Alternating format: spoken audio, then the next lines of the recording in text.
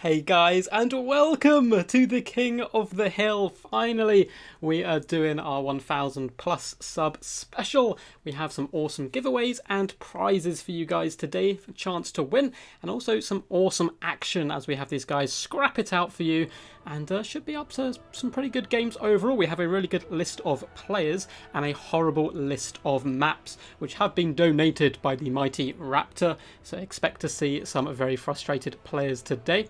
It looks like Dacta is indeed going Nagarife, which is Alpha-Nar's sub-faction, and Malverde is also going Greenskins. I'm not sure what they're... Is it Golden Tooth Clan or something along that line? Oh, Bone Rattlers it looks like. So it looks like they're both going for a little bit of memeing today. But welcome guys. Hope you're all good in the herd. And we'll wait for some people to gather and stuff, and then I'll kind of do the announcements for all the stuff you can win. But it's pretty damn awesome. There's already some little hints at what you can possibly win if you look down in the description and in the Discord. But I'll get to that in just a second. But welcome guys. What's up, David? Nice to see you here, man. And yes, Ronin, Raptor has chosen them, so I do also feel sorry for them, A-Move. It's going to be a bit rough for them. But at the same time, it's pretty good stuff. Raptor has a list kind of in his bag already. He doesn't need to research. Him and Aristodemus are certainly the masters of the horrific build kind of department, which is always good to see. Yeah, these guys looking like they're getting ready here. So we do have Greenskins versus High Elves. Don't sabotage the plan. So Ronin will hopefully be playing later today as well. We have kind of cross-streamed with another King of the Hill, so the list could chop and change depending on who's winning in which stream. But we do have Malpato up first, also known as Malverde here, up against Dacta. After that we have the legendary Storm Duck, Ninja Ping Vin, Valkanos, Noob for Life, Ice Power, Raptor, and Hollow Slayer, who is formerly known as Scourge of the West. So pretty cool stuff. What's up, Red Legion? So guys, basically the exciting announcement and one of the kind of awesome things about this stream today... Oh, actually, looks like these guys are ready. Nah, we've got a little bit of time. So, there's 2 chances to win prizes today, and BAM! Duck merchandise, yes. So we are actually going to be releasing a few t-shirts designed by the rather lovely Amy, who is an artist I do know. And you guys can get your hands on these t-shirts as well. So whoever wins the stream is going to get their pick. As you can see on the screen, hopefully, there's 2 different designs. The one on the left, which is the single logo, does come in 2 colours. Also comes in black. You can, to see them basically, and it's pretty awesome stuff. So we are doing these as prizes for future events as well. But yeah, whoever wins is going to get a choice, but there's also 2 ways that you guys can win. So down in the description there is a link to Amy's Instagram. If you just pop over there, like her Instagram and like the picture she has put up of a duck, after 48 hours she is going to choose a winner to give and send one to for free, which is awesome stuff. And if you also want to win another one, you can hop into my Discord, go down to the tab which says the Duck Shop, which is a new tab, and simply enter your name, and at the end of the stream I'm going to pick one randomly, or let Siri pick one randomly live on air. So if you put your name in once, say there's 10 people who enter, I will simply ask Siri to give me a number between 1 and 10, and whichever one she gives me will receive a free t-shirt. They also have a Rubber Duck of War written on the inside of the collar. I'm a big fan of the single logo one. It's a little bit classy. So we have also, made them so they're relatively cheap, but at the same time good quality. I didn't want to go for kind of poor quality ones. So if you are unfortunate and don't get to win one today, you can simply buy one for £20 by simply getting in touch with me via Discord and stuff. So yeah, man, up to you guys, obviously. But if you do want a chance to get a giveaway, simply follow those instructions, guys. Just hop over to her Instagram or into my Discord and put your name down. Try and say quack on her Instagram and stuff to confuse her. They're ready. I have merch to plug. Yes. What's up, guys? Hey, Faust. How's it going, my dude? And Adrian, how's it going?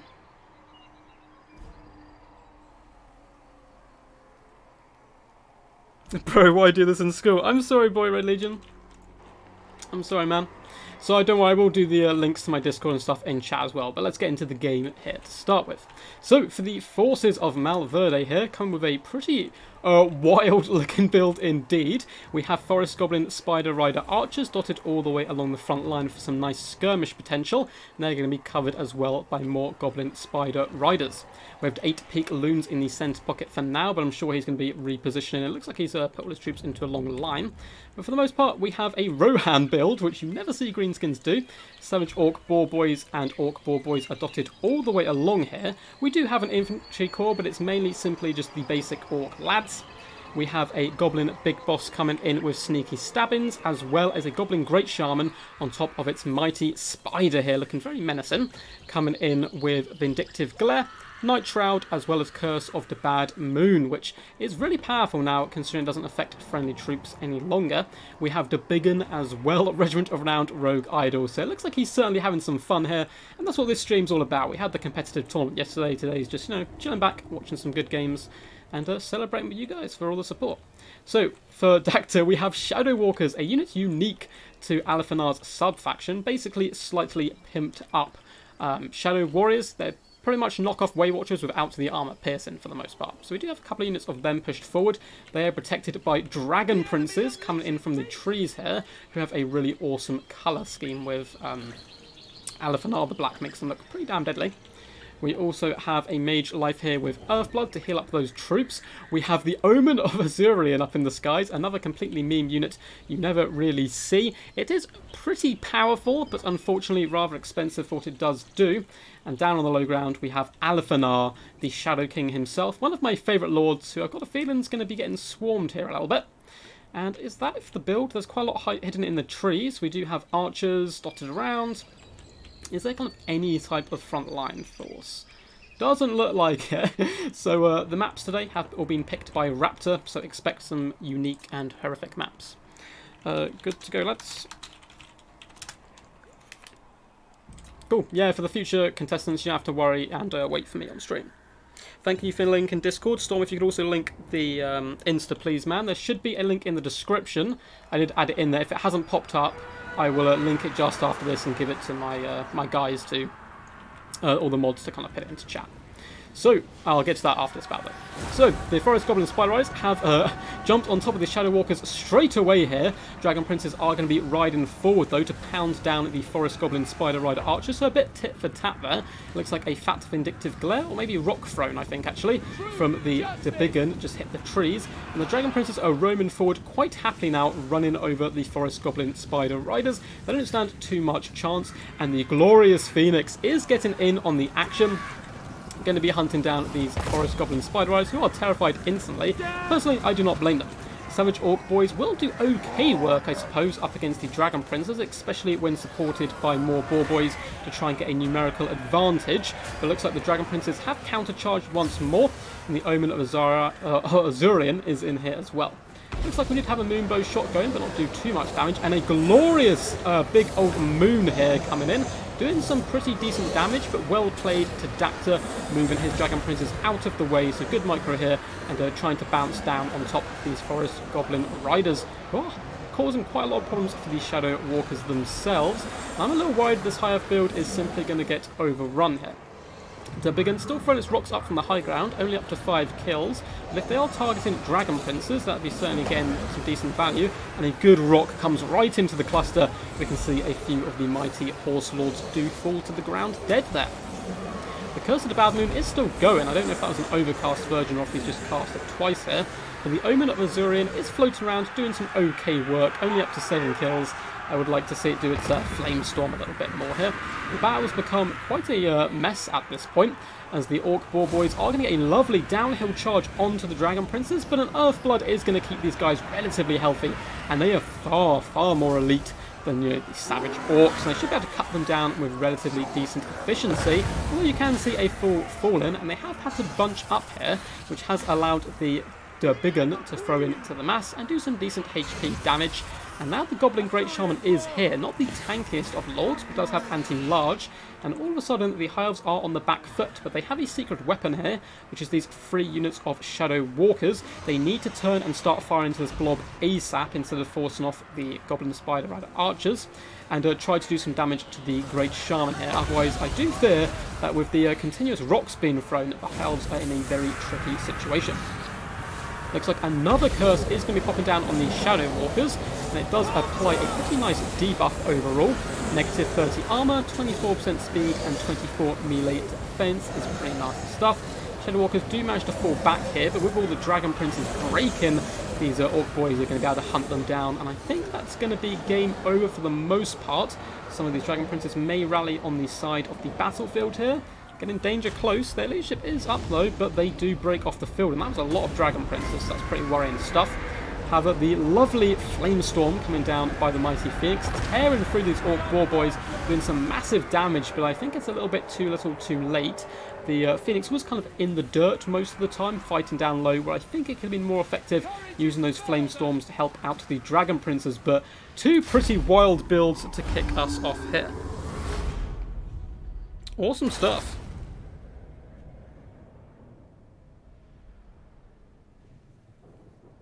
You guys are finding the Discord all good, yeah?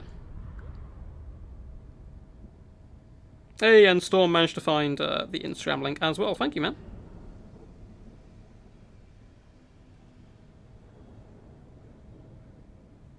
But yes, I'll get you guys in a second. Anyway, but awesome game there. 2 meme legends coming out of the gate. I loved Dacta's build, but I think he needed to sacrifice the Phoenix just for a bit more protection to allow the Shadow Walkers to actually do their job. As unfortunately, I just kind of got overrun by the Rohan-inspired Malverde here. Pretty awesome stuff, and he is going to be the king for now. That downhill charge was awesome. GG. Crazy builds. So, I believe up next we do have Storm Duck. So, Stormrunner, if you want to hop in now, man. Oh, you're already here. Hey, bud. We will switch maps over. So, King picks and bands 2. And the map is going to be, let's find it somewhere, the Black Tower of Archon. I think it's just the one above. I do have a lovely list written down, and there we go. Awesome stuff. No worries, Dr. Man, it was pretty awesome stuff. What up, Space Penguin? Love the name. Awesome name. Also, a note, you can get Hitman for free. I love the plug there, Ronan. But I have heard that Hitman games are very good.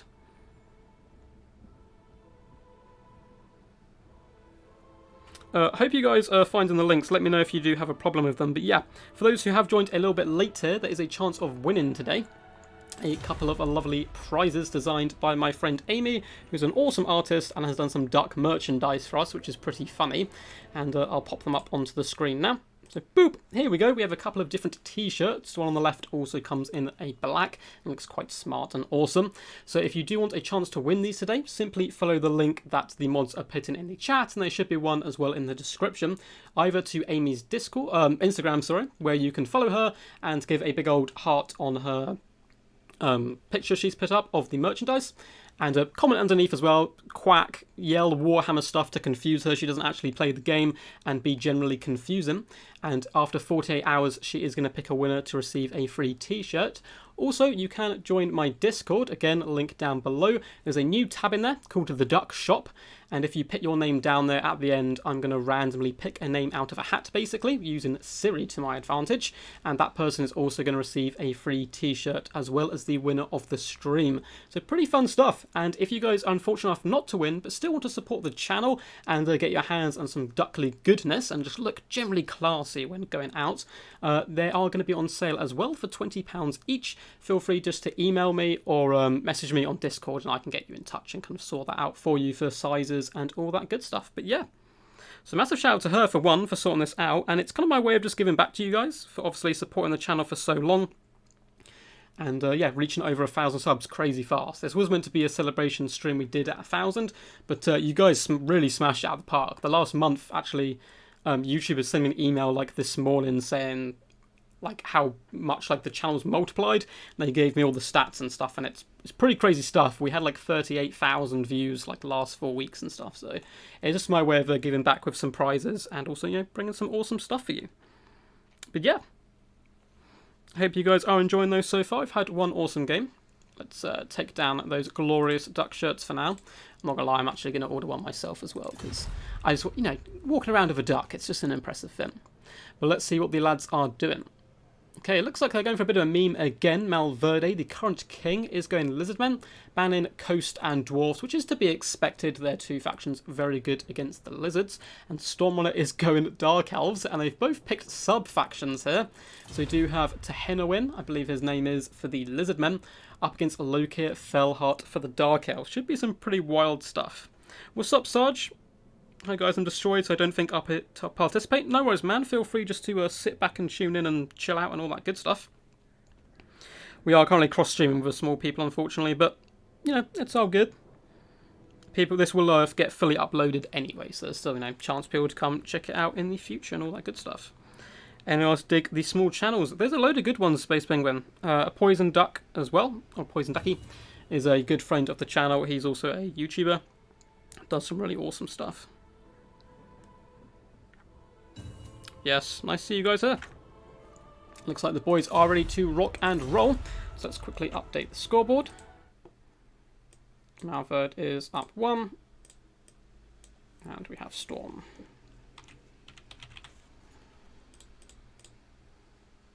Boop.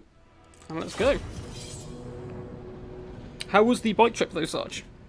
I hope it wasn't too grueling for you. So that was a nice quick game there, getting us going here. And the Black Tower of Arkan is up next. I can only imagine the horrors we have in store for us in the future. The next couple of maps are going to be the Galleon's Graveyard, Slan Gold, Battle for the Eternal Tides. There's just, I'm looking down the list and it's just pure horror. So we do have 7 competitors today going to be going at it, plus a couple in reserve in case someone can still nip that in and take that crown, because it is going to be most wins at the end of the stream. So obviously if the king loses partway through and someone can still win, we're just going to keep on going. So we do currently have Storm Duck in here. After that we're going to have Ninja, Valkanos, Noob for Life, Ice Power, Raptor and Hollow Slayer. Anyway, let's check out this build here, coming in from Storm... Oh no, Malverde this one, okay. Pretty wild stuff straight out of the gate. Certainly having a lot of fun today. Bringing Skink cohorts in the front lines. We do have a ton of those bad boys. Backed up by Cold One Riders. Looks like we do have 3 units. As well as a ton of big dinos. We have a Feral Stegodon, Bastillodon with Rev Crystal, which has actually been chevroned up twice. And the Shredder of Lustria, the mightiest of beasts. What a lad. He's brought the Beast of Destruction today. Incredibly expensive, but can do decent work if left kind of unimpeded. We have Tehenowin as well, kind of hiding in the butt here of Gary, on top of a Horned one, coming in with Manticore Summon, as well as Amber Spear and the Pelt. So pretty cool stuff overall, pretty wild build. It's going to be a big fist to the enemy face for the most part. Up in the skies, we have one unit of Pterodon Riders as well. As for the Dark Elves, we have Dark Riders on either flank, looking particularly tasty here. We have a ton of Dread Spears in the front line, and this could cause a big problem here for the Lizardmen forces. We have double Dark Rise repeater crossbows, as well as triple Shades coming in, and these guys all have armor-piercing long-range damage, so that Shredder is certainly going to have a rough time. We have double Cold One Knights as well, and up in the skies, a Sorceress of Beasts coming with a Manticore Summon and Flock of Doom, and a Dreadlord with a sword and crossbow in the sky as well. A pick you very rarely ever see, but should be some good fun. Coming in with the Pearl of Infinite Bleakness, which is a happy sounding ability, and Volley of Dark Arrows. So should be some good fun here. It's going to be pretty interesting. The missile pressure definitely wants to focus down at these big dinosaurs, but that may allow the triple Cold One Riders to force their way into the back line and shut down at these shades. But Malverde certainly trying to win the hearts of the people here with his wacky builds coming straight out of the gate. Good luck, have fun from both players, which is what I always like to see. Stormrunner, okay, I'm losing this one. I love it. I love it, but yes, the Scaly Boy is here indeed a move. The Shredder of Lustra plodding forwards here. It looks like we have a little bit of lag between these two guys, but should be clearing up any second, which is all good. And the Dark Riders are now lurking. So bolts, repeated bolt throws are starting to fire into the Pterodons, which isn't particularly bad for either player. It's pretty much free value, but at the same time, every bit of ammunition which isn't going towards the Shredder is a good win for the Lizardmen as well, as it can pretty much solo the majority of this build as long as it doesn't get shot down by the Shades and the Dark Riders. So they're certainly going to be the priorities here for the Lizardmen to hunt it down. Up in the skies, it looks like the Dreadlord is intercepting the Pterodons here. I don't know if that was deliberate or accidental, but he's going to start pounding them down with pretty decent efficiency. These poor little skink boys, certainly no match for a mighty Dreadlord. And the Pterodons are going to be running for the hills here as the Lizardmen do advance. Unfortunately for them, the Skinks have advanced a little bit further ahead than the main pack. Perhaps he was trying to micro elsewhere, and that is allowing the Dark Riders to kind of charge in and countercharge and basically get some free value on these poor little Skink cohorts. Early shots are coming into the Skinks, but once again, all ammunition which isn't on any of the big threats is pretty good here. And look at this ridiculous bob coming in. Pan's impenetrable pelt has been dropped, giving that lovely physical resistance and speed, as the Cold Ones just launch themselves directly into the front line of the Dread Spears, which isn't the best target for them, but with that added protection, perhaps they're hoping to bust through that front line extra quick here. These Skinks still need to get pushing into the back line, trying to shut down the Shades, who are decimating the Cold One Riders despite that pelt being placed on them. A Manticore has been summoned, however, probably going to be trying to push into the back lines and do the dirty work. Dark Riders have been forced off, as well as Dread Spears, but at the cost of a unit of Cold One Riders. But the main blob is still intact, who really need to push back here and shut down at these Shades. So in comes the Ferromanticore. Stand Your Ground was activated on him as well. So he's going to be jumping into the back line and running over some of these Shades, who are certainly going to be struggling here. They do pull out their dual weapons, though. I'm sure they'll have some cool attack animations. Dread Spears still once again falling back. Skinks need to kind of keep pushing with the main blob. And over here we have a huge engagement. The Lizardmen need to break the back of these Cold One Knights, as they're one of the units which can kind of give them real problems pushing into the back lines. The combination of Cold One Riders here, as well as big dinos, are certainly doing a pretty decent job so far. These Cold One Knights down to about half health. Skinks desperately trying to push into the back lines, but good stalwart defending here by the Dread Spears, holding them back, and Dark Riders also cleaning up troops. So it's looking a little bleak for the Lizardmen, but they do still have this big old fat wrecking ball, which they're going to be relying on quite a bit. So in the back lines, Dark Riders are firing completely freely now, as well as all three, or at least two units of Shades, and the third one should be pretty free soon. And the sheer firepower coming in is causing huge problems here for the Cold One Riders. Looks like we have another impenetrable pelt going down, giving these guys some lovely resistance. They're hunting down the Dark Riders, and with that added 24 speed, they may well be able to catch them here. Really nice play coming in. Never really used Pan's impenetrable pelt, but it looks like the Dark Riders have got in full stride and may just about be able to escape, which is frustrating for these guys. They probably should have pushed back into the Shades, of course, who are far worse at running away. Ton of shots coming into the Rev Crystal at the moment, but ammunition is still pretty healthy for the Dark Elves, and all the Skink cohorts are pretty much gone, so it's looking a little bit rough here for the forces of the King and the Lizardmen, so it may be a rather short reign here. What's up, Valkanos? How's it going, dude? So in come the Cold One Riders, once again trying to hunt down the Dark Riders, but this is a bit of a mistake in my opinion. They're not going to be able to catch these guys. Yes, though, it does, I suppose it does push them away from shooting the Dread Sauron, but wasting two units like this doesn't seem overly cost effective, especially when the Dark Riders are so much faster they may be able to wrap around. But it's still not, you know, the worst strategy in the world. Looks like the Dark Riders are being cleared up, and this hammer is desperately trying to force its way through to the Shades, but there's so many Dread Spears that stand in their way. And if Stormrun is careful, he can simply pull his units in three separate directions and get some nice kind of overarching fire and a nice kind of little fire in Doom box here. Cold One Knights have returned to the field as well, which is going to be key. These guys have decent mass, can pin in some of these big dinosaurs and stop them approaching. And I think this is going to be the fall of the King, guys. Stormrunner doing some fantastic micro. He's going to be able to take down these Cold One Riders pretty effectively here.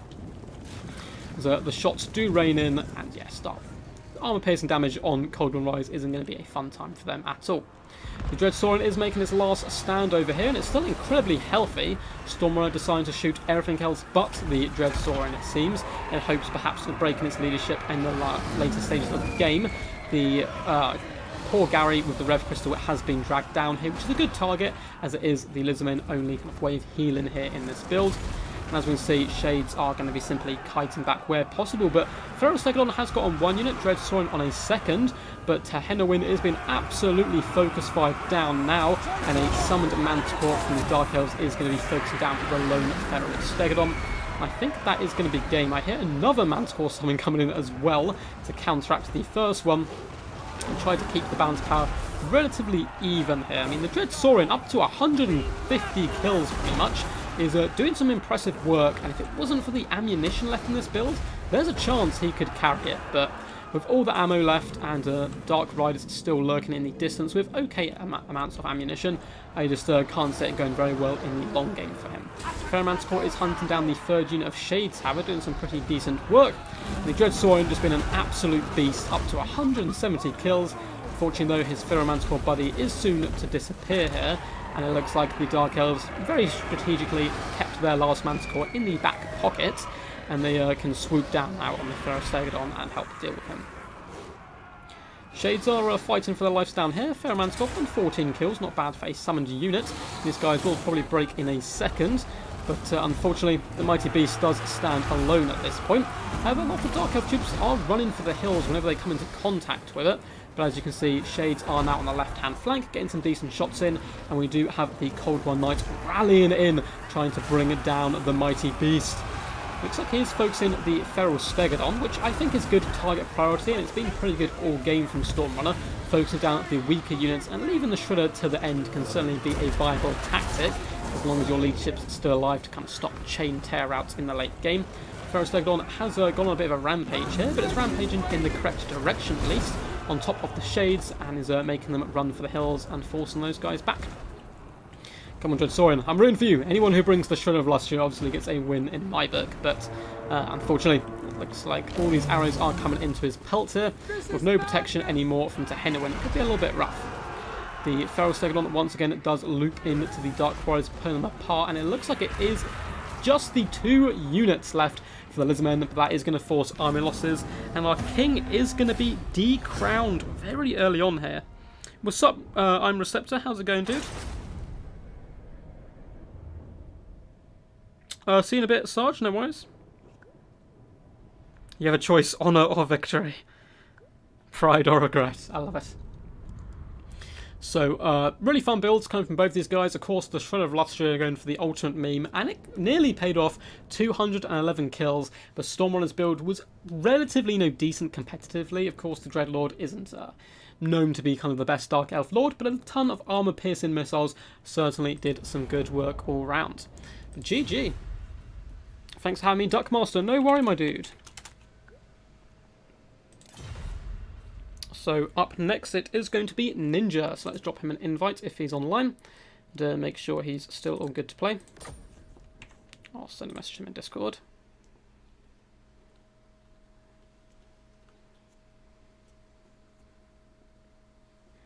Cool. I've seen some of you already popped over onto the Discord to speak to people, and we've got a few people joining the Discord. I will tag it in a sec for those who are interested in the competition. But let's message Ninja first. Ninja, you are up, bud.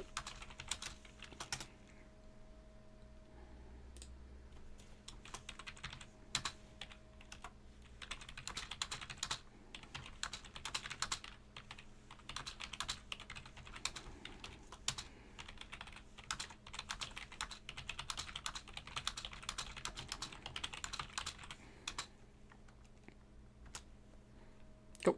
Just tag in the right place for you guys to go win your prizes. Cool. So we'll simply wait for Ninja to join now, and the next map is going to be Slan Gold, which is an OG terrible map. I feel people know about this map quite a lot. So, I can talk to you about the 24-hour stream, if you want. So basically, the idea, guys, originally, for those who don't know, like way back in the day, when I had like 50 subs, I wanted to do a 24-hour stream when I hit 1,000 subs, and that was still the main plan as well. Unfortunately, like not going like too much detail about it, because this is a celebration stream, so I don't want to kind of like bring this type of stuff on people.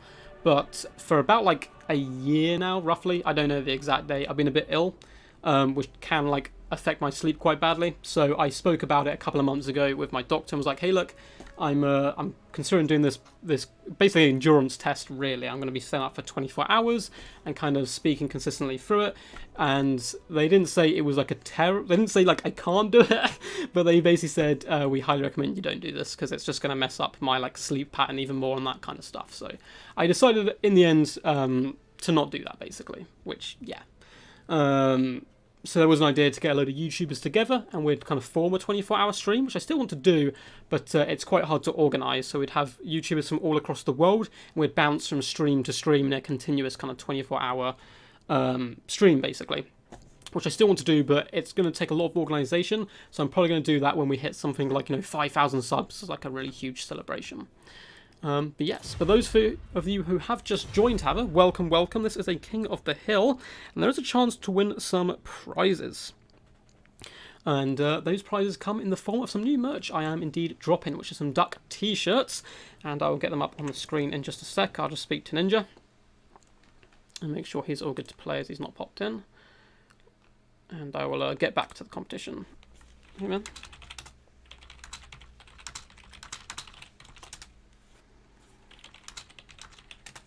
Cool. I'll give him a couple of minutes to respond while we go through the competition for those who have joined late.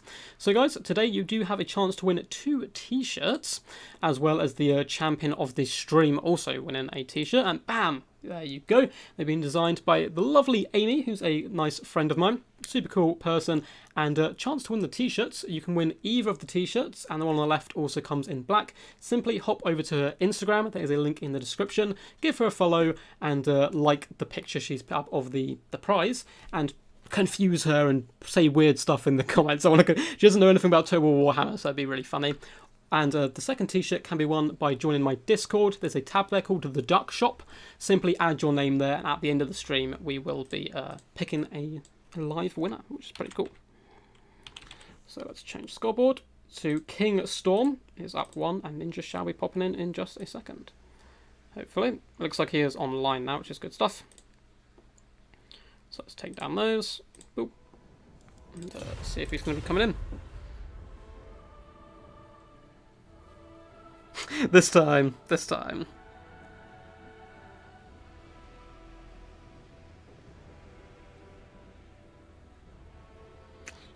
Lotus, Falcon, you, Turin, Boom, 24-hour stream. That sounds like a good crew of people to get in there. So I'm quite happy to do it. There was an idea for a Nakai stream as well to enter in, but we haven't gone through with that just yet. But yes, hope you guys are enjoying. Well, we've just been over this Aristotle.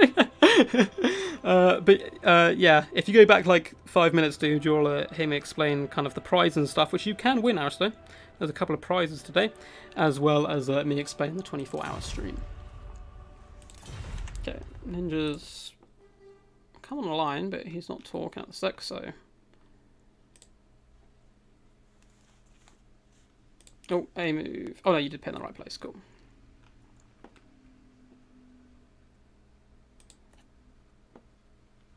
Cool. So if Ninja doesn't pop in the next couple of minutes, I'll give him a few. We can just chill out. Feel free to ask any questions. If not, we will be moving on to Valkanos, and then Ninja, come back in later, hopefully, if he can take his place. We still have quite a few competitors today. Ninja, Valkanos, Noob for Life, Raptor, and Hollow Slayer, as well as Ice Power actually mixed in there as well. What's up, Carl? Hey, hope you're doing good. Thank you. Thank you, David. Is one of the prizes a free toast? And there are some t-shirts, some duck-themed merchandise we're going to be dropping. To enter, simply follow the link on Instagram in the description below to Amy's Instagram channel, who designed the duck shirts. You can give her a like and or follow, sorry, and like the picture of the prize. And within 48 hours, she's going to pick a random winner. Or on my Discord, there's a new tab called the Duck Shop. And simply put your name in there, buddy, and at the end of the stream, I'm going to pick a winner, and it'll just be sent to you for free. But again, if you don't win, guys, you will be able to buy them as well for, I think, they were sold on £20 in the end. But I'll discuss that kind of at the end of the stream. But yes, Carl, nice to see you, man. I'm glad you're learning a lot about multiplayer, and I hope you stick around in the future. Cool. I think we're going to have to move on from Ninja, unfortunately. As it looks like he's currently He's not replied to the messages. We'll try and get him back in afterwards. So we will be moving on to Valkanos. You are up, bud.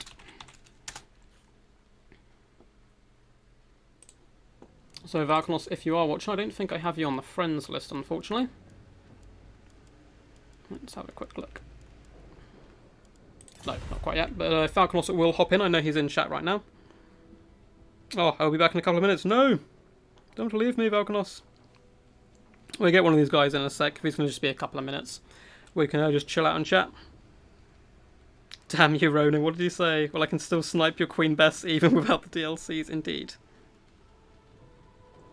Yeah, man, that would be really cool, move posting a screenshot of you with a t-shirt if you manage to win it. And these may also be the prizes. Oh, Valkanos is here. Hey. Hey, dude. King, picks, and bands 2. Never mind, it can wait. Okay, Valkanos. No worries, dude. For those who don't know as well, by the way, Valkanos is in fact a content creator here on YouTube as well, so I highly recommend going and checking out his channel. Super cool dude. And he's played on the channel a few times now. Very good player as well. What's up, Papa Palpatine? How's it going, man? With pizza in both hands, yes, Ronan. But yeah, guys, so I will keep, like, between each game, I'll just kind of update people on the prizes that can be won, because I see a lot of people kind of join in here and there. So ask one of the mods if you want to find out about the prizes, because I don't want to kind of go on about it too much and kind of bog you guys down. But between each match, I'll also just do a refresher on how you can win the prizes today. But also, one of the champions today will be winning watches. Pretty damn cool. So Stormrunner is going at the Mighty Dwarfs, yes, and banning High Elves and Skaven. Valkanos coming in with the Norskans, which is an interesting matchup. Dwarf Miners and Blasting Charges do huge work here, but at the same time, Norskans have Famir Warriors, Mammoths, and Chariots. So loads of kind of potential to kind of run through the Dwarfs, but it's a relatively even matchup in my opinion. But on this map, it could well depend who gets this defensive formation up here on the high ground. If the Dwarfs do indeed have it, they will be able to hold the lines rather effectively. But if they are forced into the open ground, I can see the Norskans doing particularly well here. And if anyone does have any problems with the map, blame Raptor, as he chose all the maps today. What's up, guys? What's up, Johannes? Another stream indeed. Darth Pendragon, the man, the myth, the legend himself. Great to have you here, buddy. I hope you're all good, man. We've been missing you on the channel a little bit. I think you've been taking a bit of a break from the game. Hope to see you back in action soon. And are you guys excited for the Wood Elf DLC? Because I am so hyped right now for new Wood Elves. I don't have any news yet on when it's going to be coming out. I'll know as soon as you guys know, basically. But I'll make sure to kind of like a reaction to the Wood Elf trailer and all that kind of stuff. And hopefully, if I don't want to jinx it, but if Troy is any indicator, I should get a little bit of early access footage for you guys as well here. As CA have been very lovely to me and kind of hooked me up with some early access stuff before. So it won't be like mega early, but a couple of weeks in advance, hopefully I'll be able to kind of play around with it and give you guys what I mean. What do you mean blame me? You asked. We can share the blame. Shh, Raptor, they don't need to know our secrets. So yeah, I thought it'd be fun to play on some ridiculous maps and just have a fun kind of memey, chilled out stream. Mammoth spam incoming, indeed. This is a matchup where Norska can't spam Skin Wolves. I have recently fallen in love with Skin Wolves, Papa P, I must admit. They're pretty damn awesome. I quite like them against Skaven in particular. Valkanos is ready. Is he going to be able to overthrow the current king Stormrunner? Or is Stormrunner going to take the lead here? So let's update this quickly. Valkanos. And hopefully Ninja will get back to us as well, but he hasn't so far, unfortunately.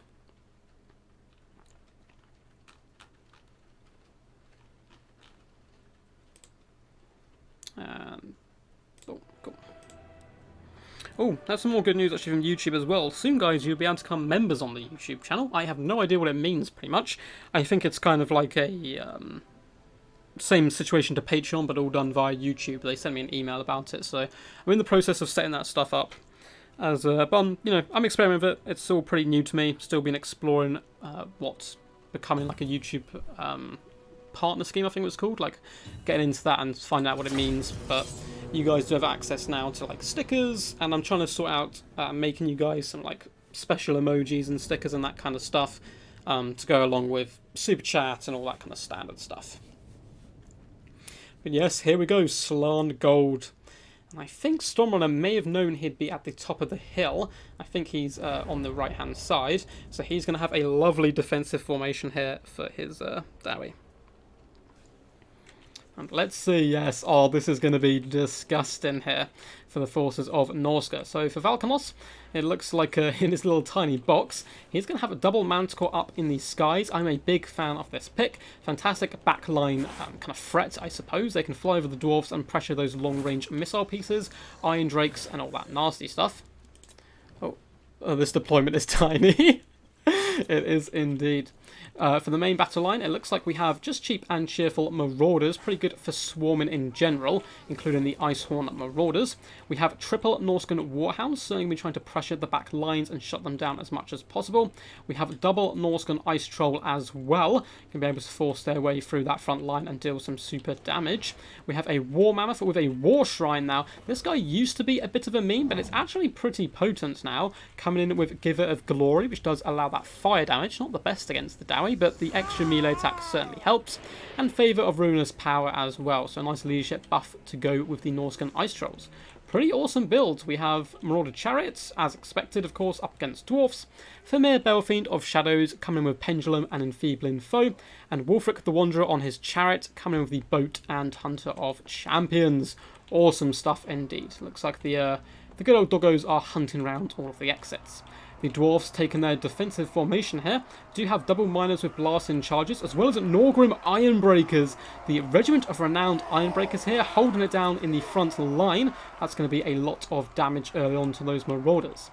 In the main battle line, we do have some Dwarf Warriors dotted around, but apart from that, there's not too much to protect these troops, as we do have an elite force. So more Ironbreakers in the centre pocket, double Iron Drake Trollhammer Torpedoes who will do disgusting damage to the Mammoth if they can stay on their feet. We have double Organ Gun as well. What a heroic build by both of these players. Organ Guns are awesome if you can get that Arc of Fire going correctly. We have a Runesmith coming with all of the runes as well as my favourite item in the Dwarf roster, the Hammer of Crack Drazar, which basically makes a unit useless attack-wise for 50 seconds, which is pretty crazy. Can be dropped on a unit or character, I believe. And we have Grombrindor, the White Dwarf, coming in and leading the forces. Can this be dropped on anyone? Yeah, it can, which is pretty insane. So we have Grombrindor, the White Dwarf as well, coming with his mighty axe and flash bombs. Looks like in the back lines we have some miners with blasts and charges as well, trying to cover and push away any nasty doggos which are coming in to swarm. So two elite bad to the bone builds. Who is your money on? The king, or will we see the usurper take to the throne?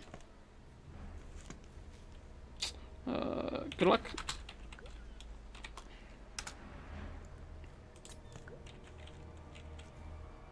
Cool, cool. Slan Gold, I love you. Nice, nice.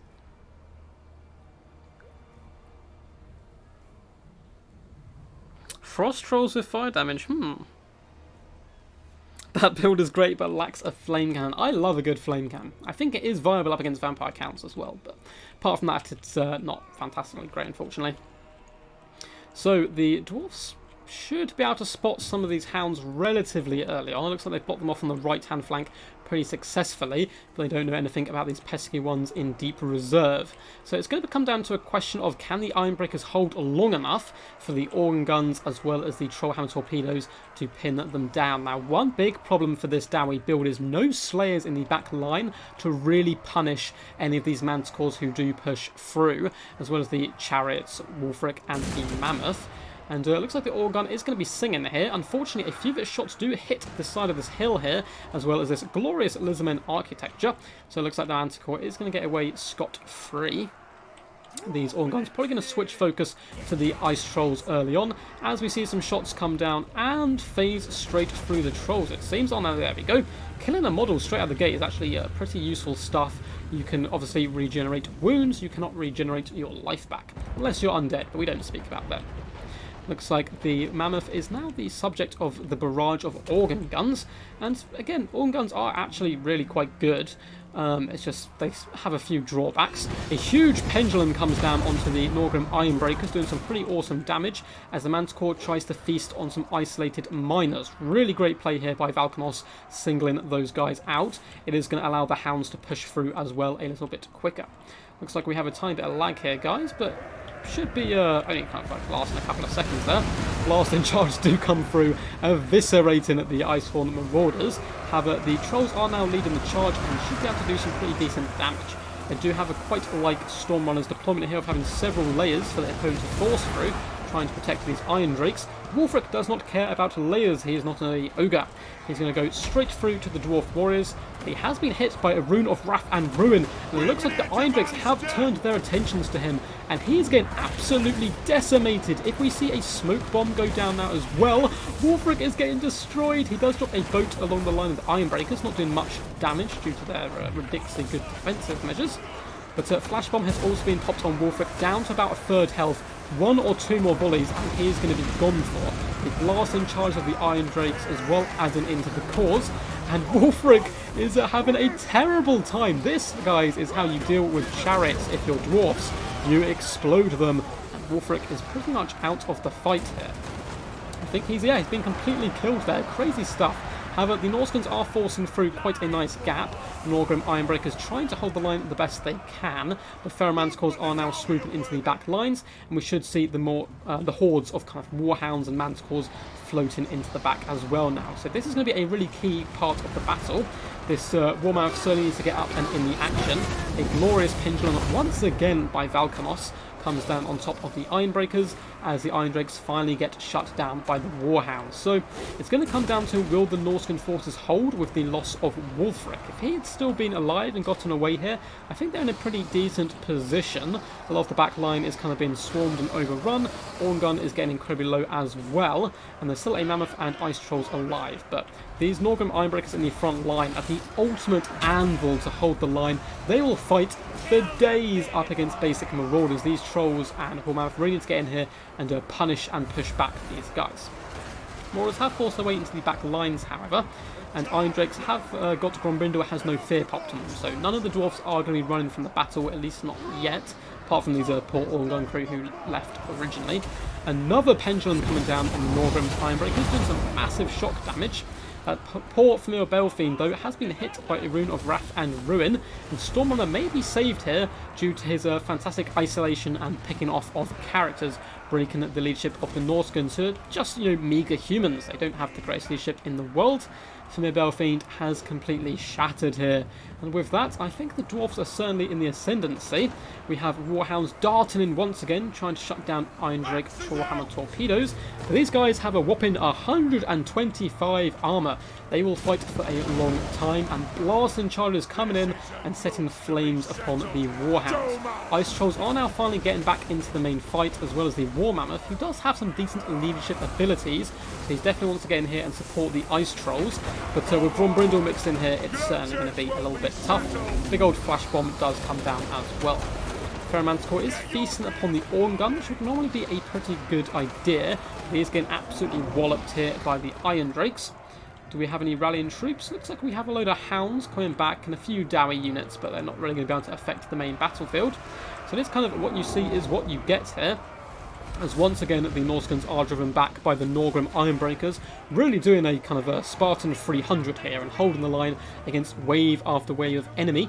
Up to 92 kills isn't bad on a defensive unit. However, these Ice Trolls should be able to rally.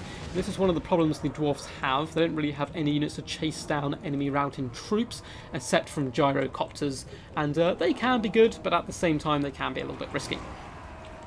So Manticore is now going after Grombrindor. Nice assassination attempt by Valkanos, but the Hammer of Krak-Drazar has been popped on this War Mammoth. Looks like it has just faded, but it would have taken his melee attack to 0, which is pretty shocking stuff. And yeah, the Norscan's going to fight their way back here.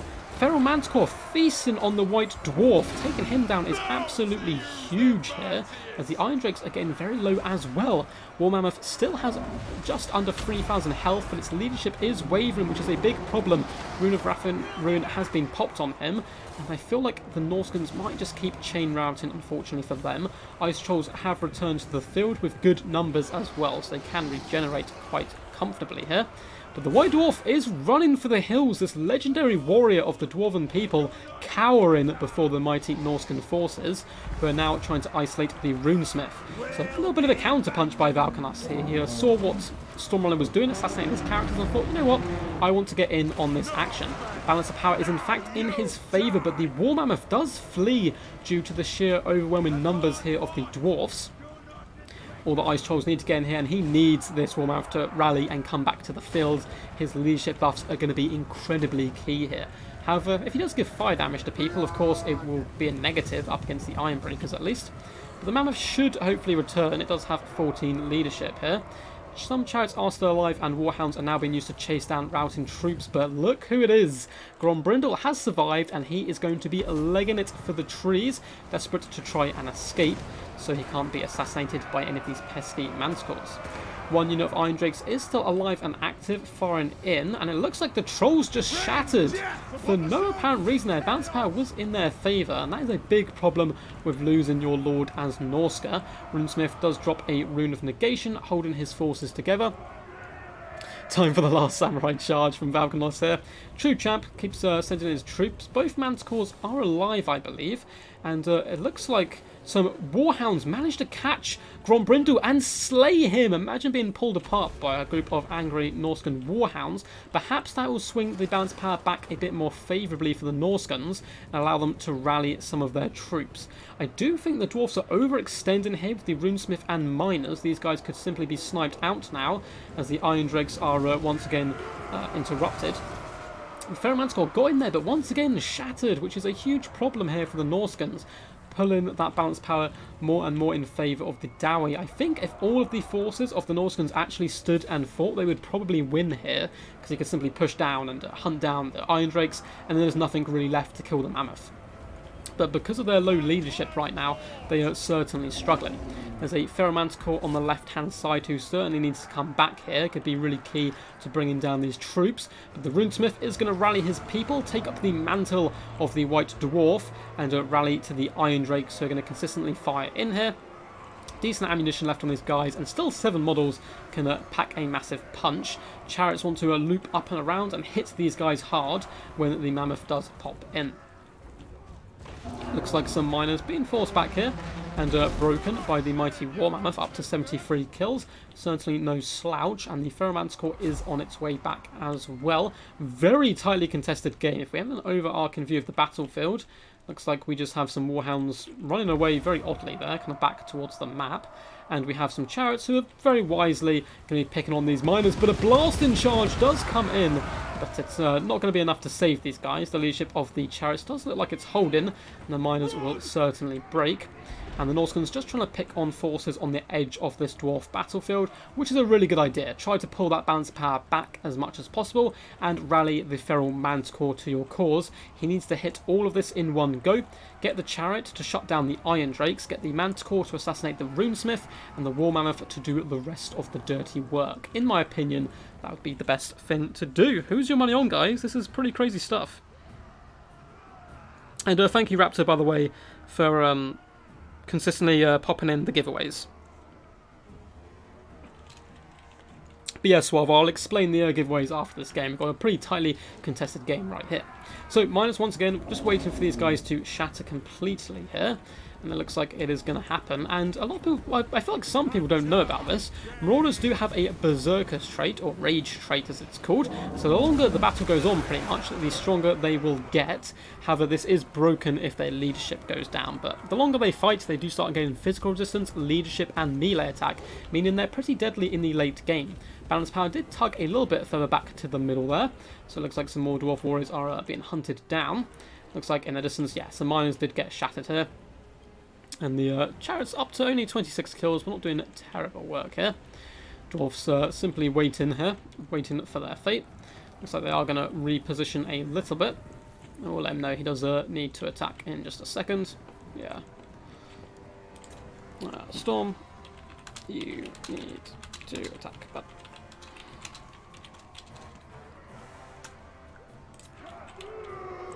so he has no troops left under his control, I don't think.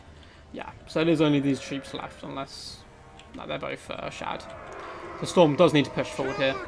It's not really going to make too much of a difference, to be honest, as they're going to have to both advance to each other anyway. Chariots, this is the problem though. Look at the Norscan forces wavering before they even get a chance to actually do anything.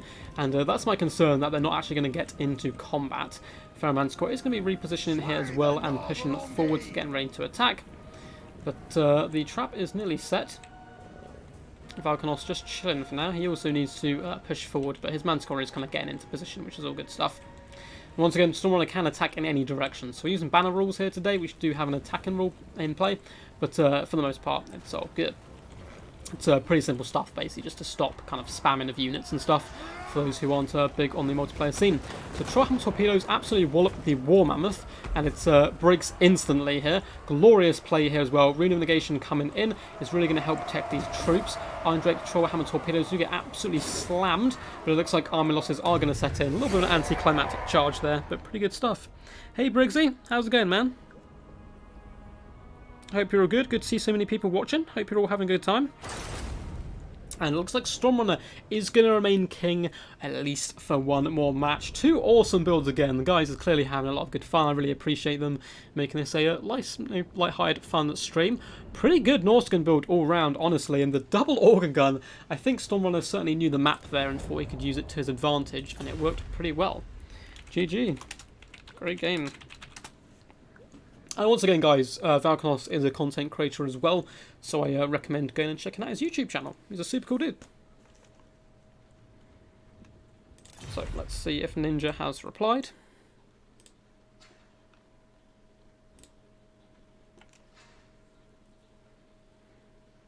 Cool, cool. Thanks, guys, for dropping it on Discord, seeing you all there.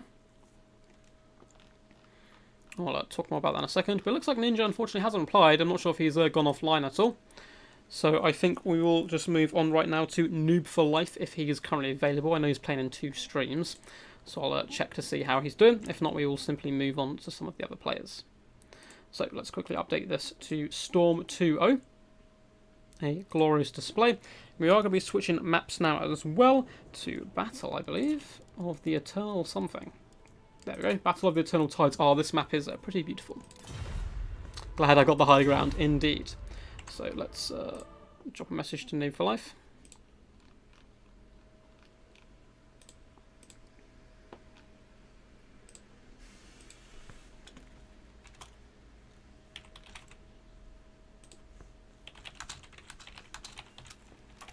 It looks like he's not online, but if he doesn't get back to us, then we will be moving on to Raptor, who I know is in chat, so it's all good. So Stormrunner currently is the king so far. Still plenty of time to slow him down and stop him, however. Yeah, Valkanos, man, honestly, if Wolfric didn't get absolutely roasted like he did, you'd have been in a very good position. Awesome, Castaway. I'm glad you're having a brilliant time, man. Thank you guys once again for tuning in, as always. Yeah, Soul Crusher would have been nice with that damage resistance. It's a pretty cool unit. But again, I think you played it pretty well, man. It was just Wolfric got absolutely destroyed, and then your leadership could just not keep up with the Dowie, who are obviously very good in a grind fest. My money is on Luther Harkin. It's always on Luther, man.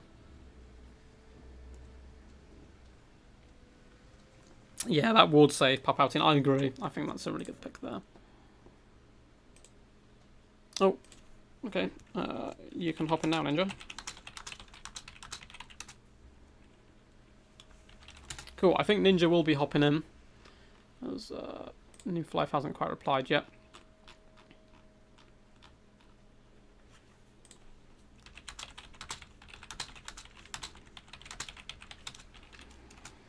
I'll let him know that if Ninja does hop in now, then we'll move New Life back to his regular spot. Oh, not Raptor.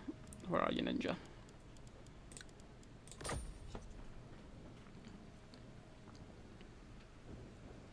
Yeah, man, Tri-Hammer torpedoes can do really decent work if you're not careful.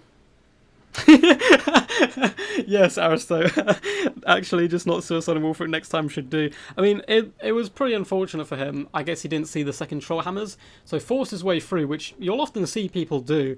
But the Rune of Wrath and Ruin combined with the Smoke Bomb catching him just destroyed him so bad, and he got absolutely annihilated without being able to do too much. But it was a really good attempt. And some awesome stuff. Yeah, the double slow. Storm's correct there.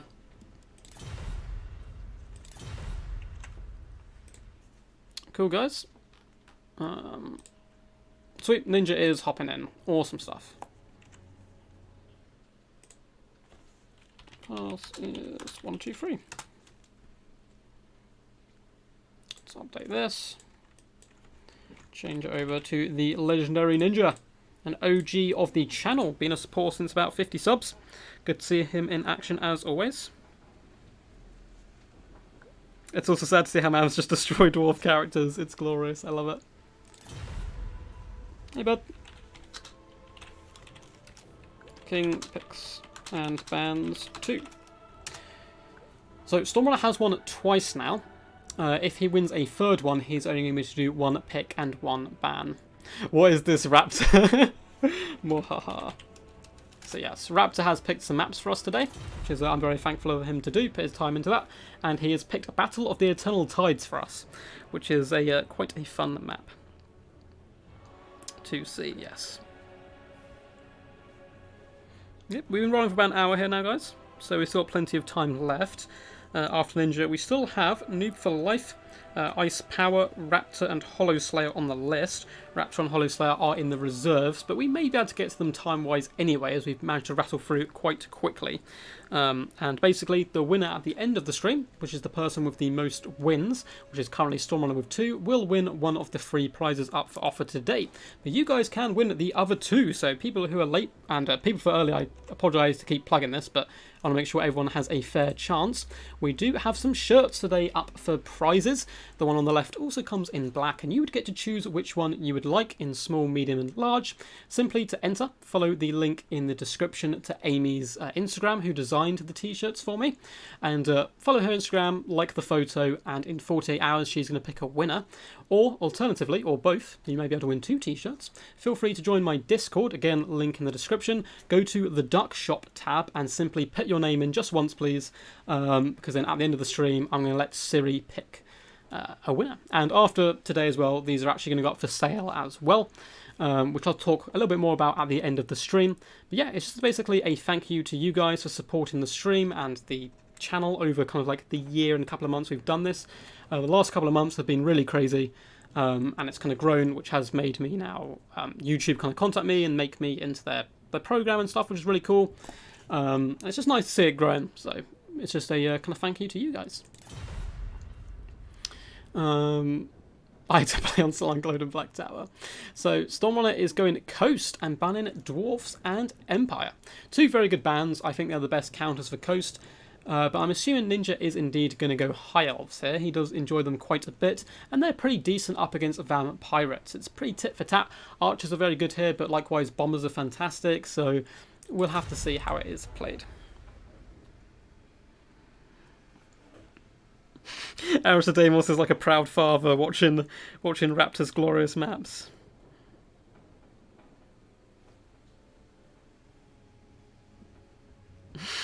If you're running out of maps, I have a 2-page list. So, well, after this, we have a few maps in store. We still have Blank Arc Landing, which is a classic terrible map. The Bleak Coast, Lesger Ford, I think that says. I've kind of written it weird. And the Ruins of something as well. I've kind of just scribbled all these things down. So we can move over to more maps from Aristodemus if needed. Make sure we've got no questions on Discord.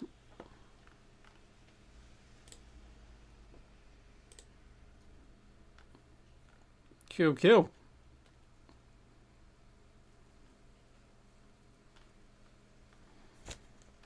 Awesome to see some of you guys taking part in the competition. Excited to see who does win. Of course it is rigged. So anyone who yells duck at me on a regular basis will, of course, win. I'm joking. We'll be back with a vengeance greater than ever. Yes. Aristo, you plan on doing any more super fun coffee tournaments? I'd be excited to play in them, man. But they always tend to be on weekends and stuff when I can't play, unfortunately.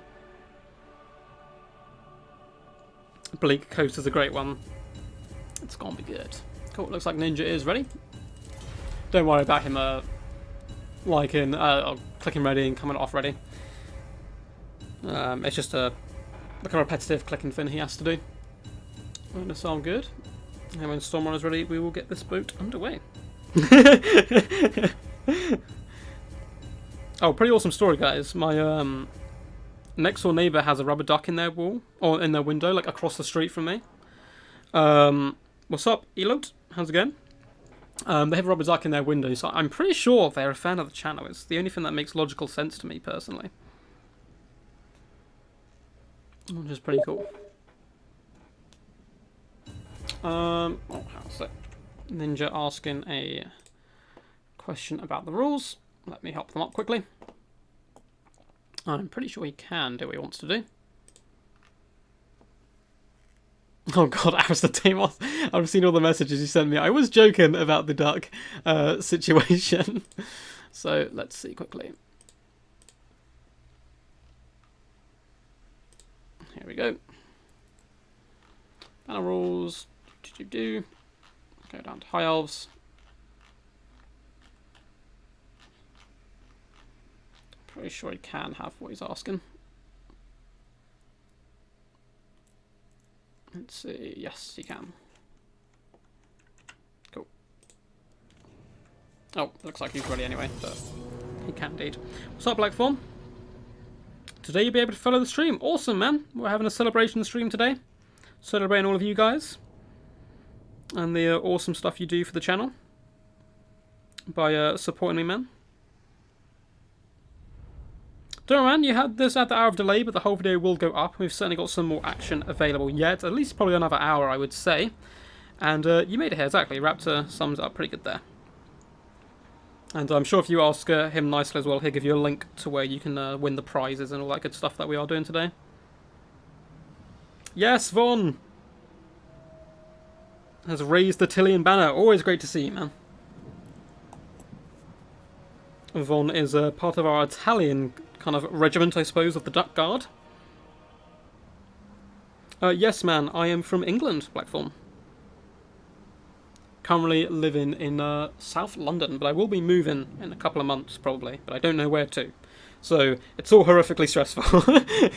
But I can explain more of that later. But here we are on one of the best looking maps in the game, honestly, in my opinion. I mean, horrific for multiplayer. But it is actually a really cool design, kind of fighting under the waters. Now, Ninja not bringing a dragon. What is this madness? So Ninja is known for his love of star dragons. If you mention a star dragon kind of, you know, illly and insult it a little bit, he will wreak a vengeance and havoc across you. So it looks like he has 3 or 4 Shadow Warriors in the front lines, which are actually going to be pretty decent here if they can hop on top of the bombers and the like. A ton of Rangers as well to help chew through the zombie chaff. Even more archers in the third line, coming in with 3 units of these bad boys. And here we go, we've got some cav as well. So we've got double Dragon Princes. Interesting decision here to go for the heavy shock cav. They certainly do decent work, but they're rather expensive, so could get shot down here. But I suppose there's a lot of other units to help take down archers and the like. We do have an Archmage of Fire coming in with Burning Head, Fireball, and Flamestorm. Honestly, a really good pick here from Ninja. When Ninja first hopped on the channel, he was just getting into the game, and he's improved so much over his time with us. So pretty awesome stuff to see him in action today. For the forces of Stormrunner, we have a load of zombies, of course. Polearms dotted into the sunset here, which are going to do pretty good work up against those Dragon Princes and hold the line. They're just cheap, cheerful meat bags, basically, to try and hold back all these deadly Rangers. We have a load of bombers as well. Looks like 2 units of those bad boys. We have Queen Bess surrounded by mortars, going to be deadly up against the Archer Corps here. We have some hand cannons dotted in the back line. I saw that. Where did he go? We have One bloated corpse as well, the suicide bomber. Going to be interesting to see where he goes. Some scurvy dogs to pressure enemy skirmishers. A gunnery white to keep the ammunition up on all these ranged troops as well as buff them. And Count Noculus coming in with Invocation in the Heck, Raise Dead, and all his nasty summon items and abilities. Awesome stuff. Looks like we have a couple of scurvy dogs as well hidden behind this rather cool kind of sunken ship here. So 2 units of them, they're going to be pretty key at hunting down the archers, of course. If Ninja spots them, it can counter-attack with the Dragon Princes. But this certainly is going to be a cool showdown. Shadow Warriors need to be careful here. Scurvy Dogs are afoot and could certainly do some pretty decent damage to them. But at the same time, early volleys from Shadow Warriors could destroy a couple of the crews from the mortars, perhaps, to shut them down, or even the bombers. Exciting stuff. Will the king survive?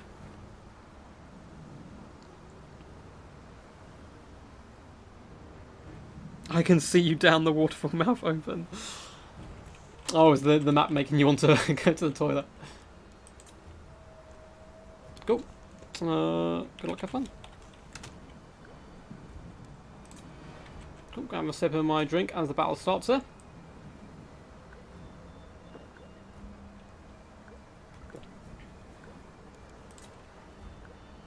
Ninja saying, good luck, have fun, my dude. Storm just kind of repositioned a little bit. I love the fact you can see the shadows of sharks from up above. I don't think you can actually see the sharks, unfortunately, when you do look up, but still, pretty awesome map. Under the seas. Don't ask me how the high elves breathe under here. Of course, the undead, I suppose, are kind of doing the classic Pirates of the Caribbean, just kind of walking underneath. Shadow Warriors do unleash a deadly volley, instantly going after Queen Bess, it would seem, doing some pretty decent work straight off the bat, but of course it is going to be mainly damage to the crew here. A lovely shot from Queen Bess, wreaking vengeance here on the Shadow Warriors, as the mortars do also launch their shots into these guys. But Queen Bess may well go down here. Shadow Warriors risking 1 or 2 more volleys, perhaps. But it looks like all the scurvy dogs in the end were vanguarded. So 1 unit of Shadow Warriors going down, but Queen Bess has been destroyed here, which is a pretty worthwhile trade. Shadow Warriors now need to switch their targets onto these mortars before falling back and allowing their ranged troops to win them this battle. Looks like they are falling back a little bit early here, but I don't blame them. Getting out of range of the bombers, I suppose, can be a good idea. Getting these 2 units to crossfire into this unit and these 2 into the next might not be the worst idea. High Elves getting aggressive and trying to take that early advantage on and pushing forward, although I'm also sure it is an early advantage now of the amount of damage these Shadow Warriors have taken, but still destroying Queen Bess early is a pretty nice boon. Well, looks like these guys just saying good luck, have fun, which is always good to see. As the bombers now out of position are being focus fired down by the Shadow Warriors, arrows into the back, certainly going to do some decent work. We may see some healing on these guys at some point. Count Noculus though is firing in, doing some pretty decent damage as well, focusing down at those Dragon Princes who have taken an absolute hammering so far, as the mortars have been allowed to now realign themselves onto the archers. Scurvy Dogs playing the waiting game here, lurking in the shadows still, perhaps waiting for the Dragon Princes to commit to the main fight, as Ninja probably doesn't know there's anything kind of in his rear view here. Arrows once again pouring in, but mainly on polearms at this moment, which Stormrunner won't mind at all. Rangers are going to be launching themselves in, which is going to do some pretty decent work. They do have a spread out formation, so bombers aren't horrifically amazing at killing them, but once they bunch up like this in the front line, these guys will get absolutely destroyed. But a bit of a micro mishap from Stormrunner, allowing his bombers to take the charge here, which isn't good stuff for them at all. And it looks like it's going pretty well for the High Elves so far, but this is kind of what is expected to happen. All the High Elves, seeing that there's no one behind them, are starting to leave all their archers behind, and this is the time for the Scurvy Dogs to unleash their deadly charge here, and I think that could seal the fate. But the mortars look to be going down here as well. Dragon Princes roving through the back lines, doing some fantastic cycle charging coming up and around, trying to allow the Rangers to break through. No! Don't like, guys! I believe in you. This is such a close game, I don't want it to cut out here. Oh, looks like the lag is starting to subside. We've had a little bit throughout the stream, but nothing too crazy like this, so hopefully it should come back to normal. As the mortars do start to go down, but in the back lines, the Scurvy Dogs launch themselves into the Shadow Warriors. I think the Shadow Warriors need to stand and fight this. 1 unit of Rangers is coming back to support them, and try to protect the rest of the archers, push those guys forward, and allow the better kind of melee Shadow Warriors to fight. But Scurvy Dogs are tearing these guys limb from limb here, and that is going to turn the game all of a sudden on its head to the Vampire Coast's favour. We have a bloaty boy lurking in the back lines here as well. No perfect targets for him. Maybe hopping on top of the Rangers would be a good idea. We haven't seen too much magic come down yet for this Archmage of Fire. Wondering if he was kind of saving it for the late game. But Bombers and a combination of polearms here are slowly dragging down the Dragon Princes, doing some pretty good work all round. Scurvy Dogs, though, are just feasting in the back lines, and the bloated boy is going for it. Archers turn, and they're trying to assassinate him on the way in. Will they get one more volley? Oh no, the bloated boy decides to change direction last second. And one or two more steps, he probably would have demolished the Archers. He's still got a few kills there, but the Archers did manage to save themselves here. They need to do a bit of crossfire now, and with the help of the Rangers, possibly push back these Scurvy Dogs, but a lot of them reaving all over the field, and it looks like the Ranger advance has stalled a little bit. The Archmage really needs to come in with some kind of burn heads, fireballs on Count Noctis and the like to try and get this battle back into kind of balance. As it was a decent attempt here by the High Elves, but yeah, the back line getting shut down by those Scurvy Dogs. He probably needed to leave one unit of Dragon Princes, hiding behind something over here, or perhaps have a unit of Illyrian Reavers just to shut down a Scurvy Dog play, because you do kind of expect there. A very weird looking Burning Head comes down, of course, Burning Head under the water, and doing pretty decent damage though. Going to allow the Rangers to clear these guys out before forcing back onto the Handgunners. The Bombers doing decent work over on the side as well, and with the balance of power so far against the High Elves, I think they're going to find it tough to come back here. Their main problem realistically is Count Noculus. The rest of the build has been pretty much shut down. Bombers are being overrun, and the mortars are pretty much all done for, but a full health Count Noculus is some very scary stuff indeed. Hand cannons are launching shots downhill here at the Archmage. Perhaps if she has a ridiculous number of fireballs left, she can get back into this. Handguns are going to be forced down, but we see the power of the undead as a gunnery mob has been summoned, as well as a zombie deckhand mob summoned, just to pin in the advance of the Rangers and finish them off with that superior firepower. So it turns out gun does indeed beat bow, as history has taught us. And it looks like the vampires there giving a little bit of a lesson to the proud High Elves. Archmage trying a suicidal last charge here, but army losses does kick in there, and a great game by both competitors. The king does live on. What's up, Ice Power Man? You are indeed going to be in next, I believe, unless Noob for Life has popped online. But I'll see if Noob for Life's back first before I let you know. But anyway, very well played to both of these guys. A valiant defeat indeed. 113 kills in the Archmage, doing some decent work, and I love the Shadow Warrior play. Instantly assassinating Queen Bess, taking down the mortars, and decent work all round. Unfortunately, didn't spot those Scurvy Dogs, who are the MVPs here for Stormrunner. 88, 50, and 98 kills on Archers, who are so pivotal to this high elf build, as the Rangers without support slowly get dragged down. And yeah, fantastic play all round. GG. Great game. So we will be switching maps now. Let's have a little look. I believe it's Black Ark Landing next, which is really favourable for one side, but I can't remember which one it is. Yeah, nice Shadow Warrior play, indeed. So thank you, Ninja. Let's see if Noob for Life's back.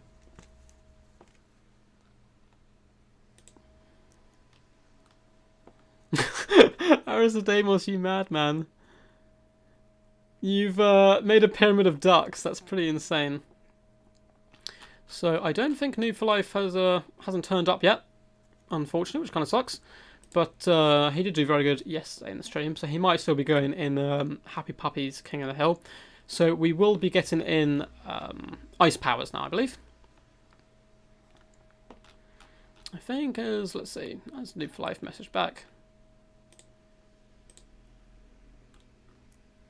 No, he hasn't. So, Ice Power, if you'd like to hop in, bud. Oh, he's already here. Hey! King now picks and bans 1. So, Storm is up to 3 here. And Ice Power coming in, trying to take his crown.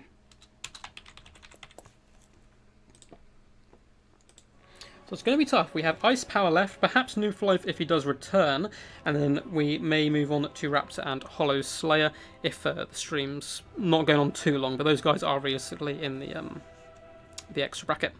I checked the Discord out, so thank you so much, man. That was hilarious. Just going to take a quick drink here. What's up, Briggsy man? Always good to see you here. So, for those who have just joined, I see we kind of fluctuating, you know, between people. Oh, Noob fell asleep. No, Noob, we'll get you in the next one, bud. So it will be Ice Power, then Noob for life. And then if the king can still win, so if Stormrunner is overthrown by that point, we'll then move on to Raptor and Hollow Slayer as well. If the king is confirmed by that point, that's where we'll end the stream.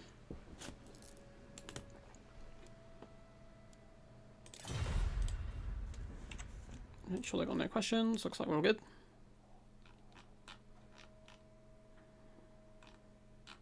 I tried to edit the message, but it almost crashed Firefox. That's pretty funny stuff, dude. Someone is going Lizardmen and banning Dark Elves. Oh no, it was Noob. I tagged you in the Discord. I don't know if you've got that turned off, but I tagged your name. We'll get you into after Ice Power, dude. I'll send a message quick.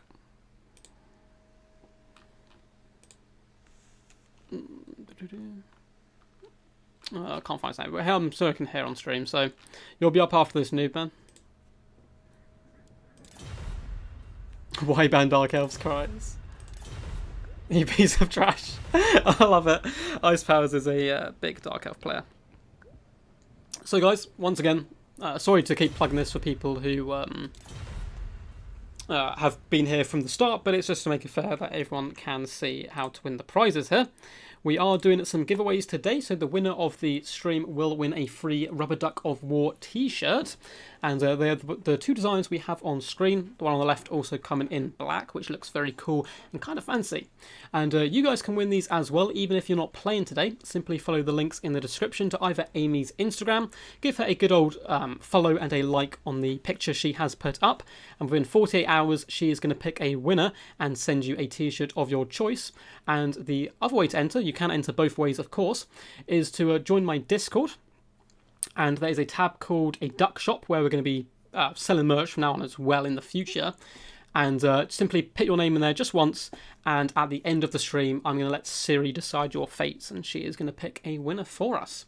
And don't worry, if you don't win one of these shirts, they are going to be available to buy as well, which I'll go into more detail at the end of the stream, because obviously you guys want to see if you win one first. But yeah, pretty cool stuff. I'm going to be rocking one on stream hopefully in a week or so.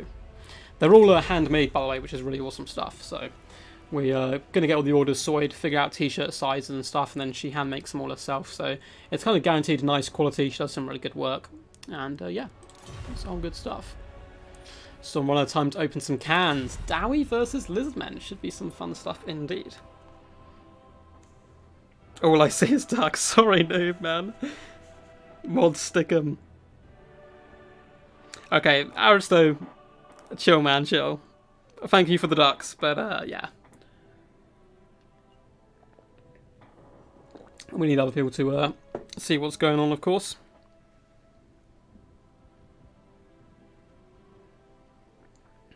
But yeah, I hope you guys are having a good time. So you've got a lot of people watching. Just need to make sure. Yeah, cool. I actually have a video on the way today as well, guys. It was meant to be up before the stream started, but I kind of got busy organising this, so there will be a replay after this as well, put up on the channel whilst this video is processing. So get loads of content today, all that good stuff. I just love that mod second.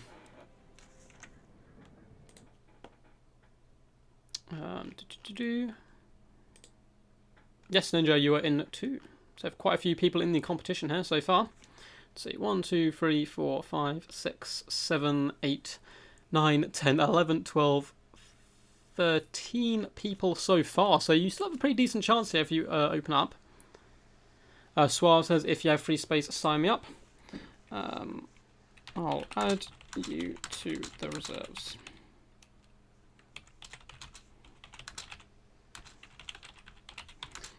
But it is pretty unlikely at this point.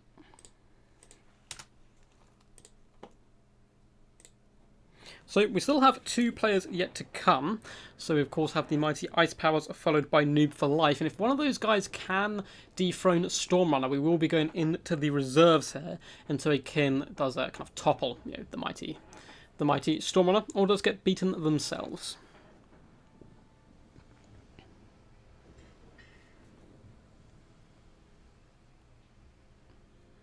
Man, I love hearing the British accent. Thanks, man. Yeah, Janet kind of stepped away from doing Mario Play, unfortunately. He's a really cool dude, though. I hope he does kind of come back to it soon. I think he probably just got a bit tired of it. Faye likes saying you're going to do the challenge. Is this to sip tea on stream, Magnus? But yeah, if you are enjoying, feel free to hit the old thumbs up button. It kind of just spreads it out to more people. And if you haven't subscribed already, we do a ton of Total War content, so feel free to subscribe and stick around for future stuff. Looks like Ice Power is all good to go. How is the king going to respond here?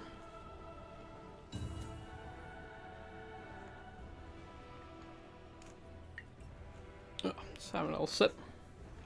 Keep me all alive.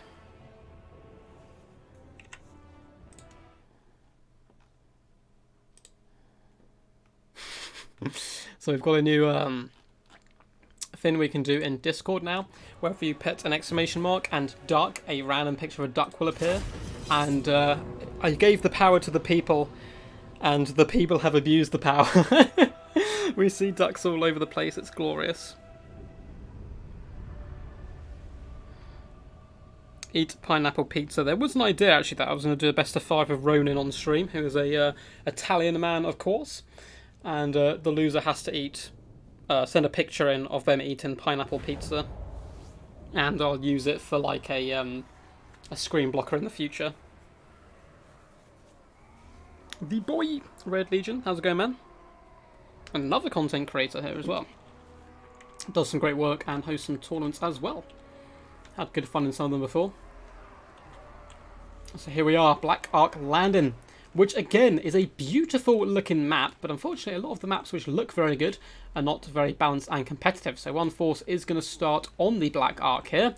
Looks like it is the Lizardmen, and that's pretty good news, because if the Dowie had started there, they could simply hold that upper ridge, and I think the Lizards would be in big trouble. But at this point, we're going to have a pretty much open field battle, but the King is going to be fighting uphill here, so it looks like the maps have finally betrayed him. So for the forces here of Ice Power, the usurper, the false king, who is trying to claim the rightful king's spot, is coming in with a ton of firepower.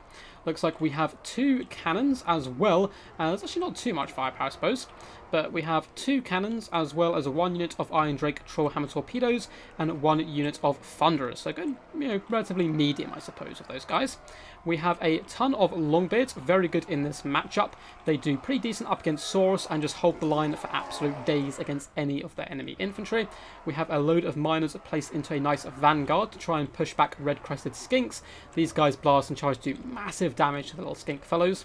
We also have Dragonback Slayers and another unit of Slayers as well. Again, very good in this matchup. We have a nice little hero core here. Grombrindle, the White Dwarf, coming in once again with his smoke bombs and his mighty axe.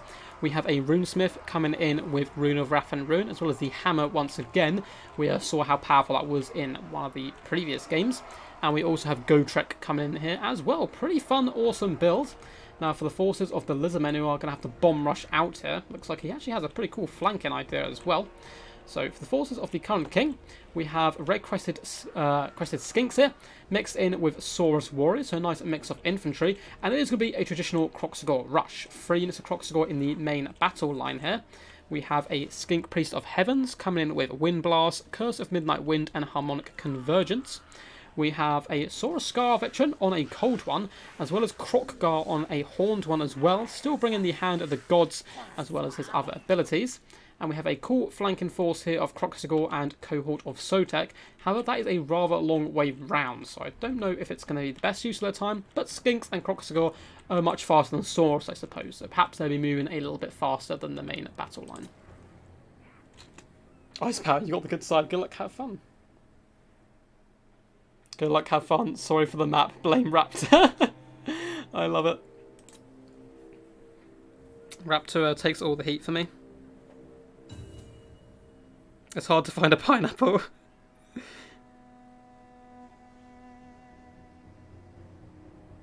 We'll find a way, Ronan. Don't worry, man. We'll find a way to get you some pineapple. Gorilla, post your pineapple and hope it doesn't go mouldy en route. So Kroxigors and red-crested skinks going to be moving up the hill here. But again, the dwarfs do need to advance, but as long as their cannons are in range, we should be fine. It looks like they're moving forward already. Cannons do have pretty decent range on them as well, of course. Come in with a whopping 440 range. They will be able to shoot relatively early here, but the rest of the characters and stuff are starting to push up as well. Looks like the flanking force has got on its kind of running shoes here as well. It's going to be lapping around. It's a decent idea as well, just to allow to spread out. But to be honest, once he gets out of this kind of choke point, he could spread out anyway and wrap up and around to the right-hand side. But the dwarfs moving forward, trying to make use of this kind of killing pit down here and choke point. The cannons will soon start singing. And I do fear for these little Crocscore boys, however, if they do get in combat, they will wreck a lot of these troops. And they need to try and take some of the blasting charges to allow the red-crested skinks to survive, break through that front line, and hammer down those kind of the softer underbelly of the Dowie force. But a huge cannon volley comes in, flattening some of these Crocscore here. Somehow they all survive, but a huge HP damage has been done to them straight out of the gate there. Crocscore is going to loop around these tents on the left-hand side, perhaps looking for a tasty Hand of the Gods, which, yes, does magic damage, but it does so much burst damage, it can do some pretty decent work to any of these heroes, who are going to be moving forward here to try and block the way. Lovely Onion-style play here with several layers of the dwarf forces. Iron Drakes might want to move up, though, to help put pressure on the front line. So it looks like the miners were still on fire at will, so blasting charges do indeed go, at least the first ones, into the Crocscore, doing no damage, but the second one a little bit better into Red Crested, as they do hammer home here, trying to beat these guys down. Miners are blasting charges, holding firm against the Crocscore for now, considering the amount of cannon fire that has come in. Dragon back the Slayers are pushing in as well, doing some pretty decent work. It looks like the firing lines of the Thunderers are pretty healthy, and yeah, that flanking force was a bad idea. These guys are horribly out of position still. It's quite a long way. Dwarfs moving forward here very wisely to take advantage of this and try to take the battle to the Lizardmen a little bit. Thunderers are raking shots down here. It's going to be pretty effective stuff. A massive upgraded Curse of the Midnight Wind has gone down. Minus 24 melee attack, pretty much dropping all these dwarf units to 0, and minus 30 armor, but maybe slightly delayed here. A Hand of the Gods does come in, but looks like it actually hits more of his own troops than it does Grombrindle, who is now getting absolutely punted out of the way by Crocscore. Crocscore have just taken huge amounts of damage. There's been nothing to threaten these cannon in the back line, no Pterodon riders, and the flanking force is just unfortunately a bit too slow. Red Crested are trying to force their way into the back line, but taking huge blasts and charges on the way in. And the Lizardmen have certainly bunched up here. The slow advance of the Saurus Warriors is finally coming to fruition, but again, I think a little bit disjointed here on the attack, which isn't really his fault. It's kind of hard to do on this map anyway. Dragonback Slayers are in here though, and they'll easily be able to feast on Crocscore and do pretty decent work to them overall. So the Saurus Warriors are now going to push back onto the miners. Should be able to chew through them relatively quickly, and more Saurus pushing in as well, but Longbeards will hold the line very well here. Iron Drakes as well as Thunderers are both healthy, and on the horizon Rohan has answered the call. You can see the cohort of Sotek and Crocscore desperately trying to run over here, but I don't know if this will be a little bit too little too late. The big blob is doing decent work, but they are up against the Dragonback Slayers here, which is pretty nasty for them overall. And Crocscore, even with all his buffs, is getting beat down here by the combination of Gotrek and the White Dwarf. The White Dwarf trying to avenge his previous kind of misdemeanors of running away in the previous battle. Holding the line, Grombrindle has no fear, has been popped, and with that, Crocscore does flee for the hills here. If he can return though, he should still have a Hand of the Gods available, which will be able to one-shot the remaining health of Grombrindle here, if he does get kind of a full hit. Skink Priest running for the hills, Flash Bomb has gone down, and the backbone of the Lizardmen advance has run away here, and is kind of running for the trees. Saurus Warriors shooting through, miners are relatively happy, but Longbeards are here now to help, and finally the flanking force has arrived, and for all their troubles, they're now kind of getting shot by cannon fire, which isn't the best thing for them. The back line is pretty open. Red Crested could push up and take down the cannons, and Crocscore take down the Thunderers and the like, but it looks like Slayers are going to be pulling back as well to try and help out that situation. Crocscore is darting forward now, perhaps waiting for a last suicide charge Hand of the Gods, and Gotrek and the White Dwarf have taken huge amounts of damage as well as the Runesmith, but unfortunately for the Lizardmen, they've all managed to survive, which is kind of a big problem at this point. Doesn't matter if you do the damage if you can't finish them off. Crocscore coming in for a final charge here perhaps. Big Hand of the Gods arcing down and clipping Gotrek a tiny bit, but not managing to finish him off unfortunately. It looks like he's really doing some little roundabouts here, going after Grombrindle before fleeing. And the king has fallen, guys. Ice Powers is going to nip the crown there. That was very well played all round, in my opinion, by Ice Power.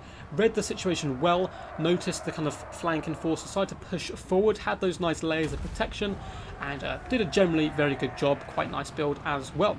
So this does not mean Stormrunner is out of the race for the prize, however, as if no one can topple his 3-0 win streak, which is pretty impressive stuff, then he, of course, will manage to win here.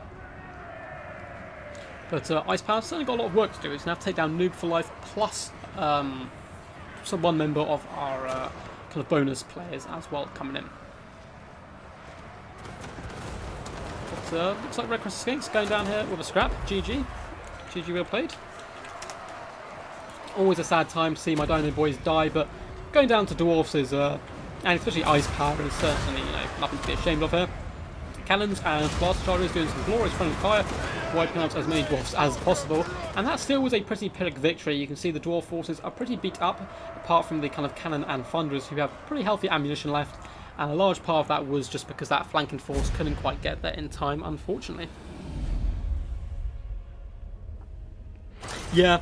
You're right, James Pack. They went for that kind of big old rush, but the map didn't really allow it properly to break through. But yeah, Lizardmen have it's a pretty good matchup, this one. Lizardmen certainly have a ton of cheap AP and different ways they can play it. And Quality Score Rush is certainly very potent, but the map did kind of favour Ice Powers in the end, managing to hold that high ground and use his cannons rather effectively. If it started the other side, it could have actually been a bit of a problem for the Dwarves. The cannons would have some line of sight issues, but again, it would have been a big old fat choke point. So GG.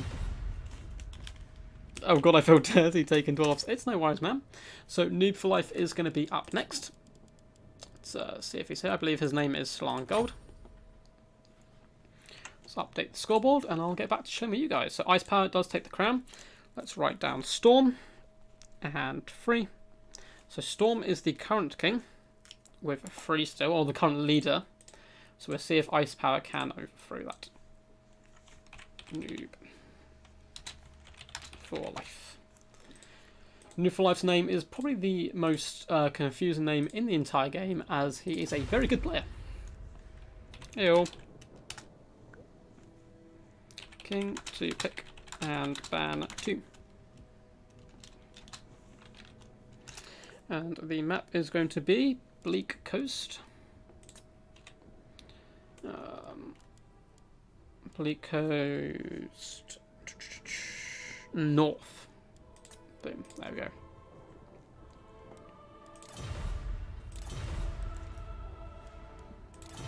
Cool. Let those guys get sorted. What's up, James? Pterodons are by no means rare. No, Pterodons are pretty powerful, James, honestly.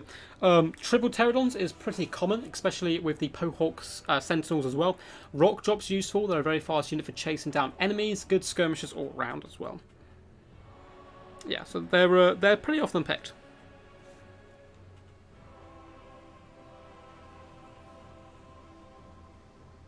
But yeah, people are just having good fun today as well, guys. We're seeing a lot of kind of meme builds. And kind of just fun different units. We've already seen the Dread Saurian today even. As it's just kind of a celebration stream, celebrating you guys and the channel in general. And just my way of kind of giving back to you guys a little bit. Oh my god, this map. So Ice Power, of course, is going Dark Elves, banning Greenskins and Vampires. I don't get the allure of all the... New Life, not a big fan of the poor maps. But he's going to have to fight through them.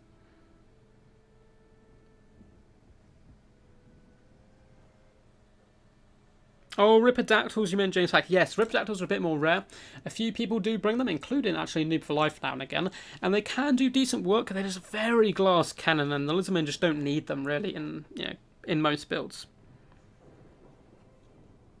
Yeah, Hand of the Gods does. I think you were a little bit close for Hands of the Gods.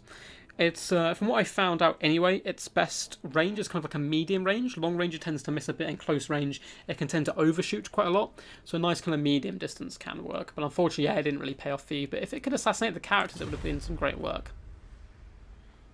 It's funny to watch Coxagore die to cannons. Cool, these guys are just sorting out the builds.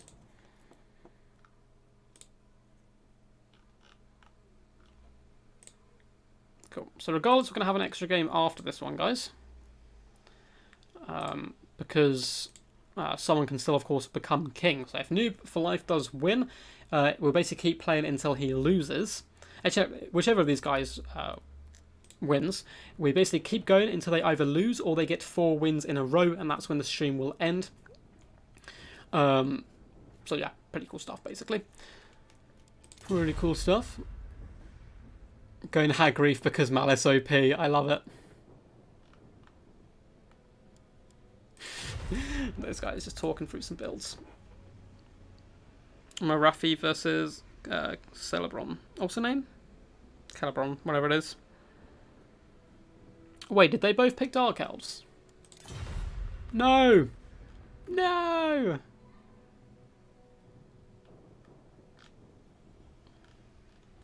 Cool, we have a Dark Elf mirror match for you guys here. This is going to be some pretty insane stuff. Should be all good.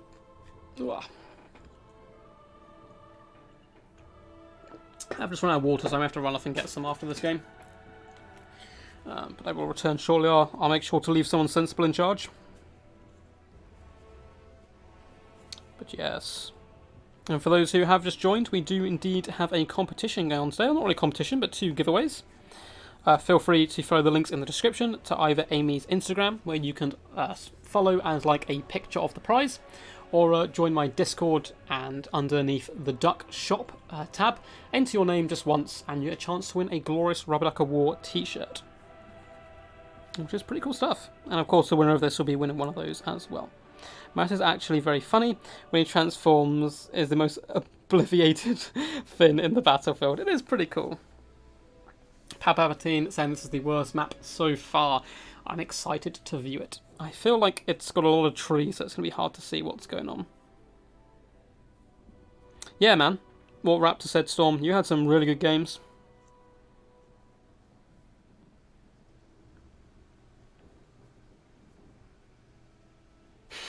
Noob for Life, the man who memed his way into the finals. He did yesterday. Noob for Life did very well in our kind of competitive streams, which is the Death Before Dishonored tournament, which we will have a finals for hopefully next week or the week after if I can get the 4 champions together, which is a pretty scary group of players indeed. So it should be some good fun, that one.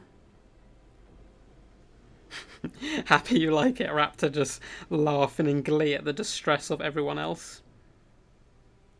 Duck Power versus Duck for Life indeed. You love to see it. A sad day for Duck Kind, though. Duck on Duck violence.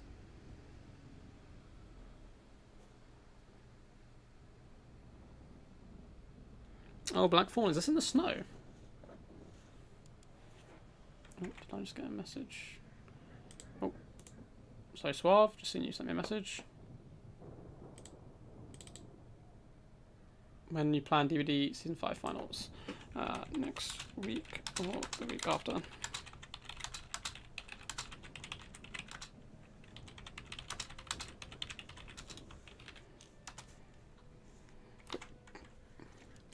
Suave is going to be one of our finalists. Dark Elf Mirror, who is your money on? Ice Power, man, it sucks, man. You've been so close so many times.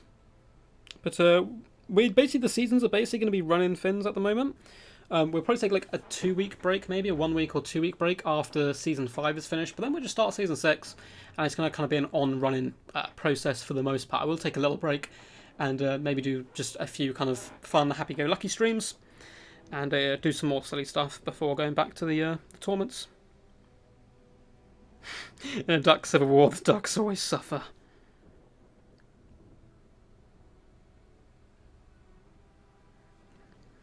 But yes, unlimited power. Looks like Ice Power is ready. A Dark Elf Master. He does main them, and he is a very talented player with them. And Noob for Life, the master of the memes. He almost always seems to bring memes and always somehow makes them work. So he's certainly become a champion of the people over the years.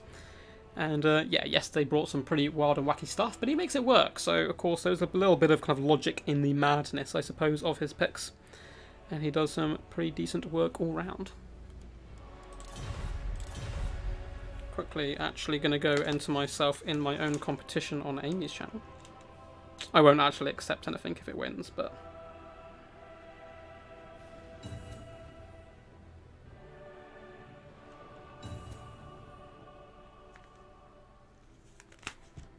Good stuff. Cool, looks like these guys are ready.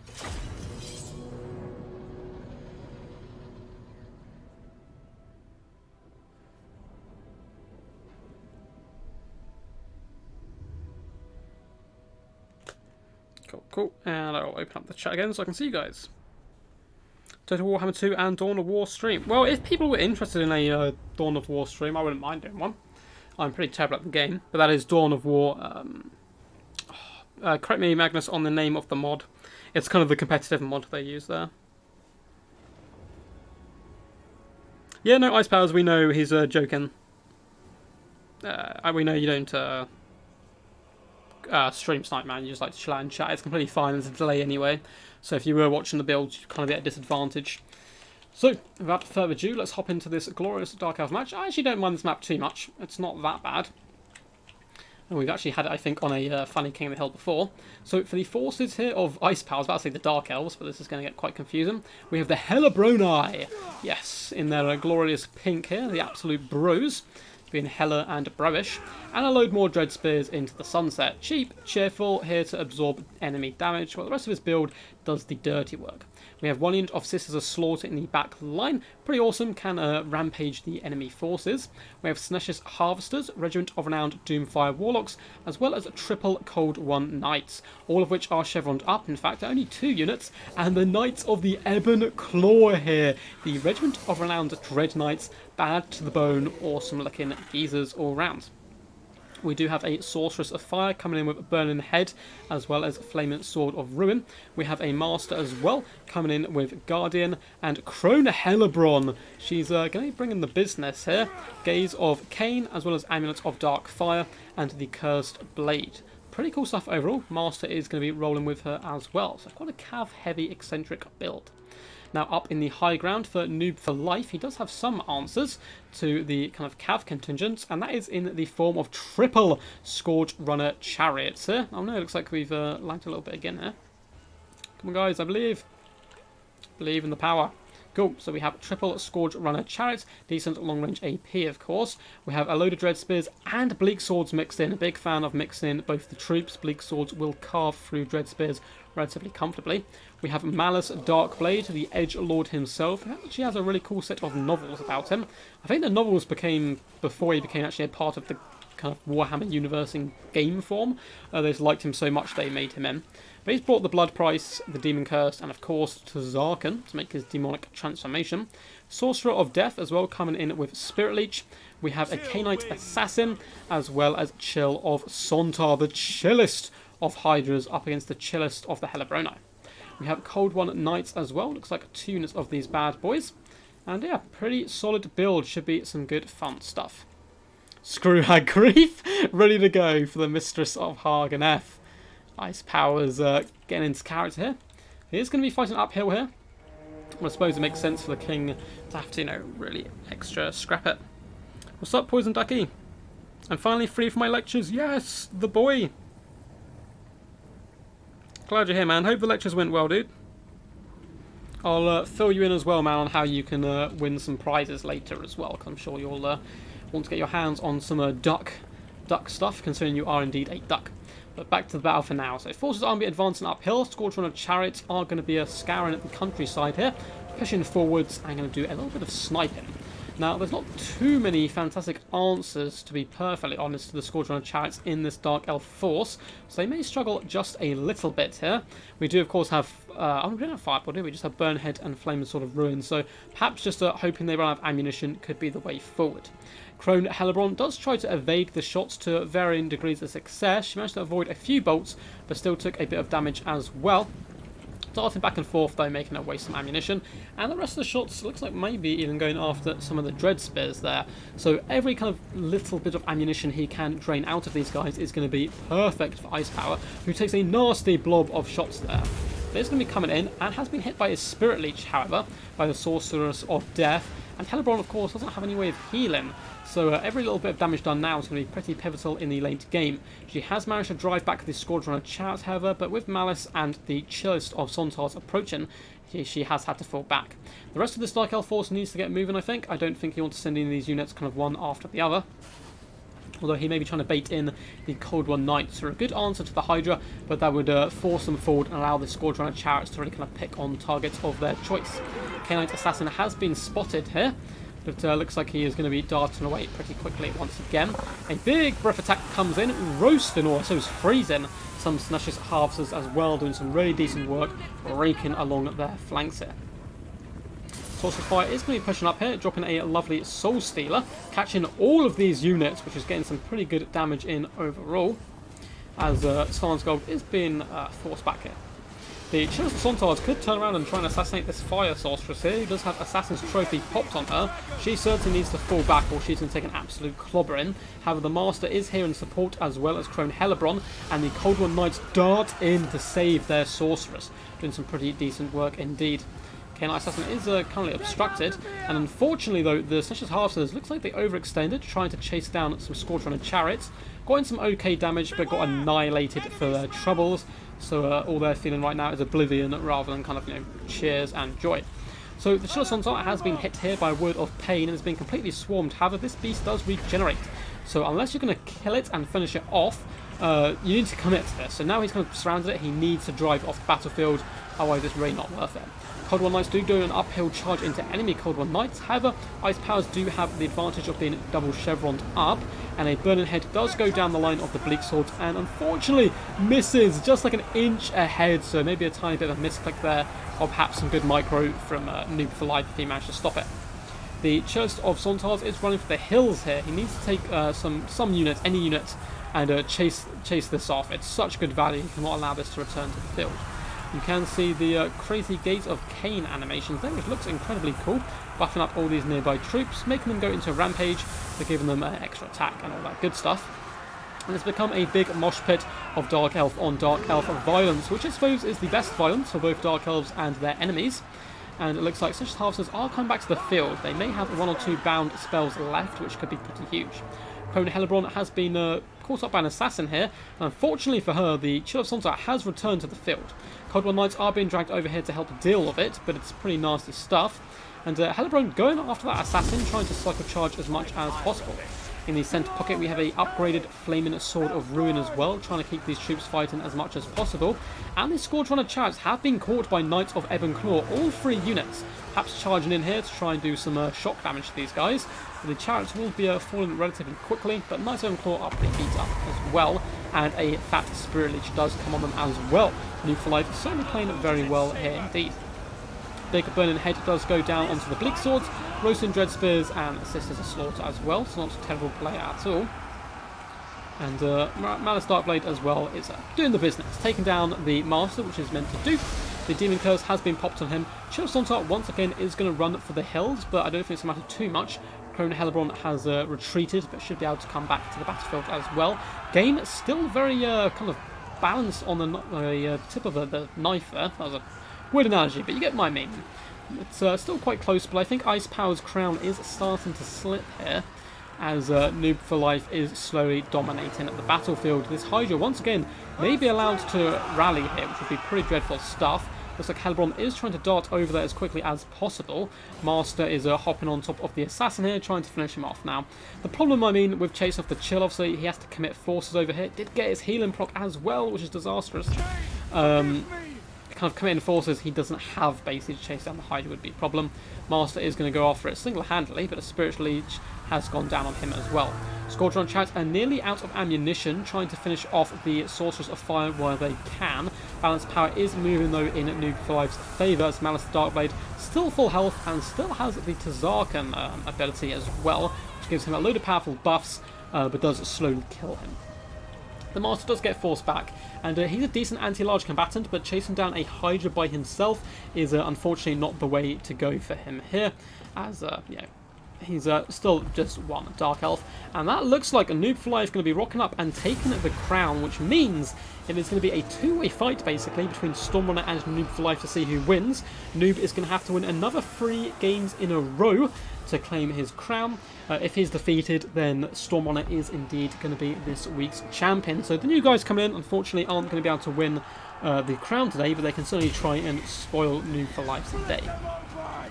Blink Swords do go down here. Sisters of Slaughter as well do have Reaper of Souls pops on at this point, and that is going to be game. Malice Darkblade proven once and for all that he is more powerful than Helebron.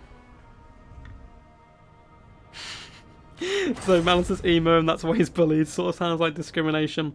That's the problem, unfortunately, for the Dark Elves. Are all a bit rude. General Kenobi, hello there. He stream sniping the victory screen. Very well played though. Unfortunately, the king does go down with a valiant defeat, going on a only having the crown briefly there for 1 win, but doing pretty decent work all round. 99 kills on the Sorceress of Fire is pretty good. I actually quite like the build. Always good to see the Knights of Ebon Claw, but Malice Darkblade coming in with the Chill of Sontar and proving once and for all he is the big scary boy in the ring. GG. Ice power. I memed harder, so I win. That is true. So up next, we do have the man, the myth, the legend, the one to blame for all these maps. We have the glorious Raptor coming in to the field to play. Is he going to be able to stop Noob for Life's reign of terror? We will have to find out next time on Dragon Ball Z. But let's see. So Ice Power goes down. Noob for Life is up to 1. So he needs to get 3 more wins back to back to claim the crown. So we may need a few more players in here if he does keep going all the way. Or is one of these guys going to be able to stop him? So unfortunately for Raptor and those who come after, they're not going to have a chance to actually win the t-shirt today, but they can win glory still for their respective factions and clans. So Noob of Life equals Scourge of the West. Yes, Storm, it's between you two for the prize. But you need to be backing whoever does come up against Noob for Life here, which should hopefully be Raptor and Hollow Slayer. If it takes those 2 guys down, I will have to get someone else to step in, maybe from chat, maybe Poison Ducky, or we can have people re-enter as well.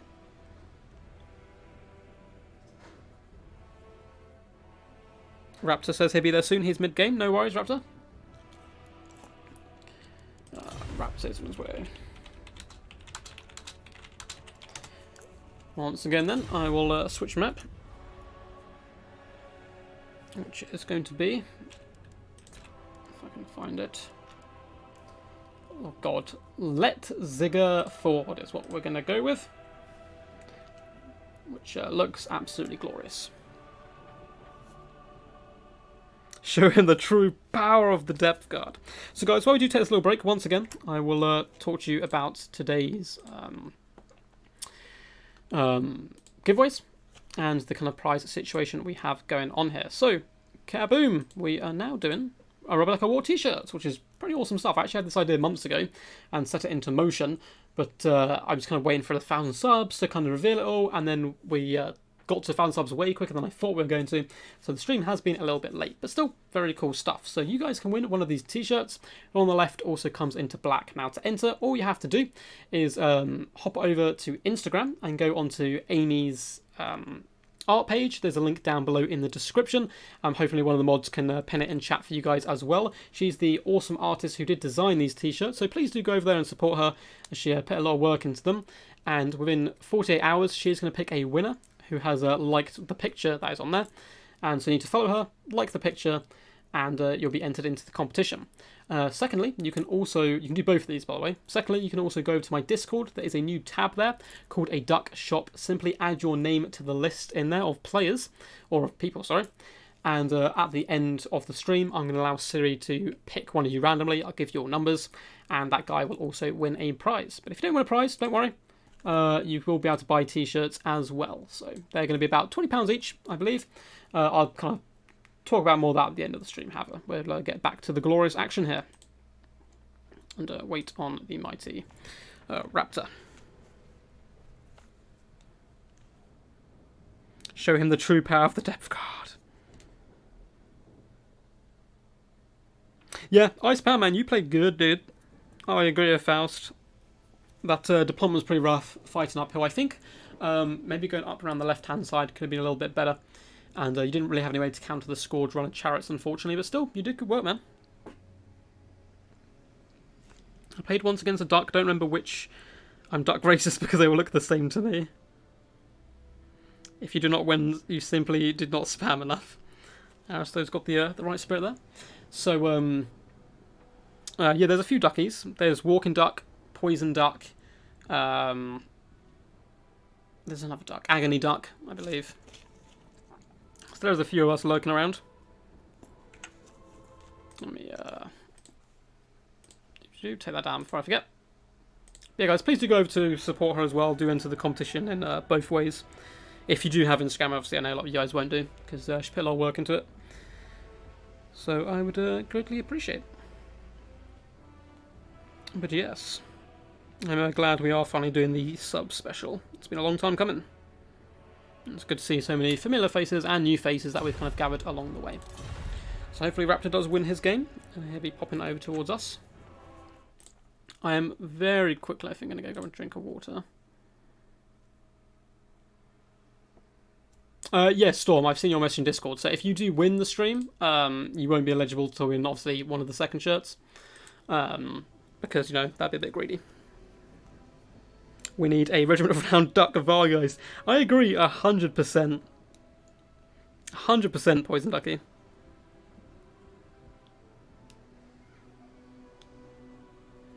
We need a big duck. I'm going to try... So, you know, on the campaign map, there's a few of the big casters are actually on the campaign map. So, like, Tlaxlan Soothsayer's on there, I believe, as, like, rogue armies. I think there's a few of them. I think Turin has one as well. That's the dream. If we can get a duck onto the campaign map, we need to spread the duck rebellion, keep pushing it, and try and get CA to add ducks into Game 3. I demand it. Ducks are very furious creatures. They are indeed. Cool. So I'm going to quickly leave you guys in control of Poison Ducky to control chat for a couple of seconds. I'm just going to run downstairs quickly and grab a sip of water as I've run out, guys. So I'll be back in just like 2 minutes.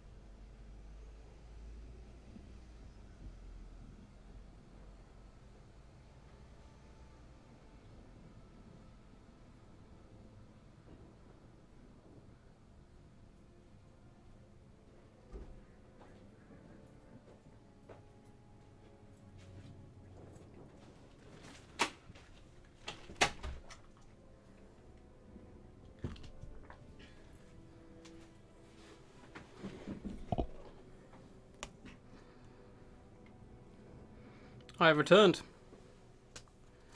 Ooh. Ooh. I hope you guys will be keeping in line. Wow, I have control now.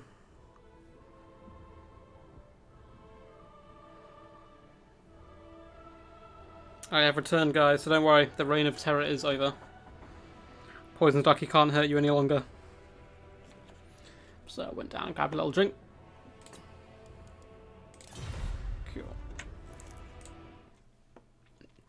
So Hollow if you're watching as well, you could be up after this. And if anyone in chat would like to play, do let me know if you want to be put onto the reserve list anyway. So I can't guarantee your play. It's basically now New for Life has to get 3 victories in a row, or Stormrunner will indeed win. But if you want to, try and ruin Noob for Life's day and play, please let me know. So we do have Raptor and Hollow Slayer. If he takes those 2 guys down, he still needs to get another win as well. So we need one more challenger. Winning the stream war. I mean, it's unfortunate, man. I actually am a big fan of Happy Puppy as well, and Samurai Warrior, the Italian caster. I've unfortunately cross-streamed. I've got a knack for it. I accidentally stream at the same time as other people, and ECL is always on at the same time I host a tournament. It must be taking shoes. But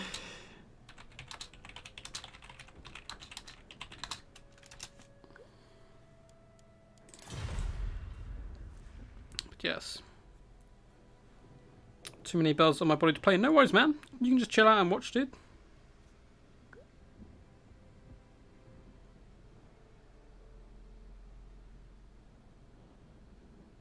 I don't know what Aristodemus said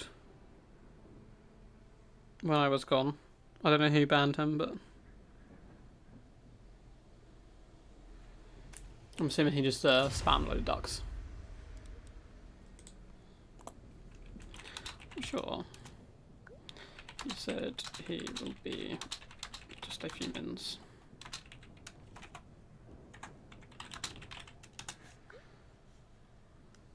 Oh, Samurai hasn't started yet. Perfect. I don't know when he does start, but I will try and send people his way. And to Happy Puppy as well, if we finish before them.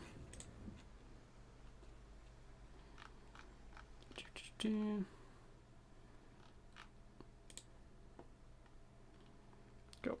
Been tagged on a load of stuff in Discord, but nothing too important. He spammed chat. Okay, if you just send him out for a few minutes, that's fine. I'm sure he'll get the hint. We took action. The Duck Guard protecting the chat there. There's actually some pretty cool news coming about the Duck Guard. And a few more perks people are going to be getting. But I'm sorting out of YouTube at the moment. They sent me a lovely little email about allowing kind of membership to the channel. And so I'm kind of in the process of setting all that stuff up as well. But again, there's no pressure. There's no pressure. Like, in all future streams as well, guys, there's literally no pressure to do any of, like, the new stuff we're going into. If you just want to kind of chill out and watch the streams, I appreciate that just as much as other stuff. But again, if you do want to support, you can, yeah. You know, use the super chat and use all these new tools YouTube have kind of given us. But I'm just here for a good time. I hope you guys are as well.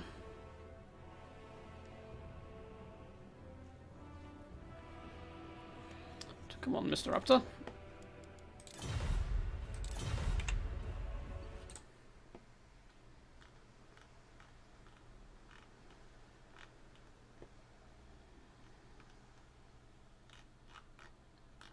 Let's see if he's messaged on Discord.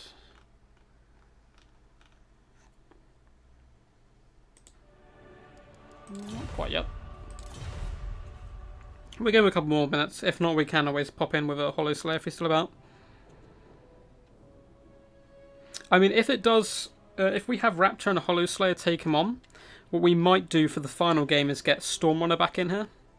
And then it'd be Stormrunner versus Noob for life, with Noob needing that one extra win to win the crown, obviously. So it kind of makes sense those two to fight each other, but we'll see. And that's only if, obviously, Storm wants to play another game. He might be a bit tired. He's already held the crown heavy on the head for a while. Must be using the dreaded timer and round strat. Yeah, hopefully he's on his way soon. I'm blue and I'm innocent. I might slip and ban someone else on accident. Hey, Aristo's back. Hey, what's up, man? I disappeared and all hell broke loose, it seems. You haven't been accused yet and you claim innocency. Oh, Rapper's on his way. No worries, man. Yeah, I can see you popping online. I can drop you an invite if that's a bit quicker.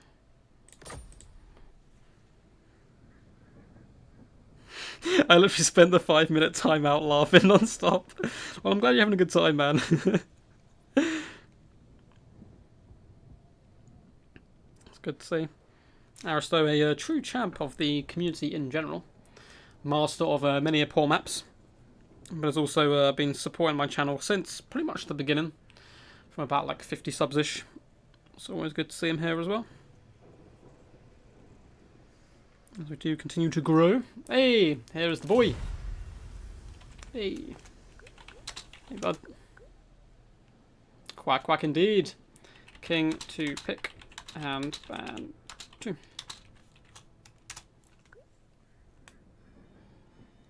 Is this the map with the giant dip in the middle with loads of trees? I'm not sure. No worries. It's all good. We're just having a chill time.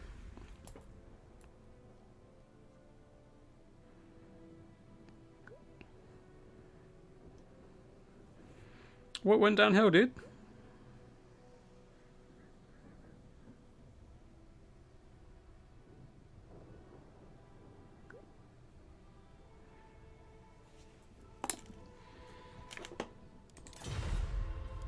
Oh no! Oh, he's banned vampires. Yes, yes, Noob for life, man of the people, picking lizard men, or at least a man of the ducks. Picking lizard men, banning vampires and Dowie. Make if play your maps. Yeah, Noob for life has made this personal, actually, trying to destroy Raptor and his pesky ways of playing.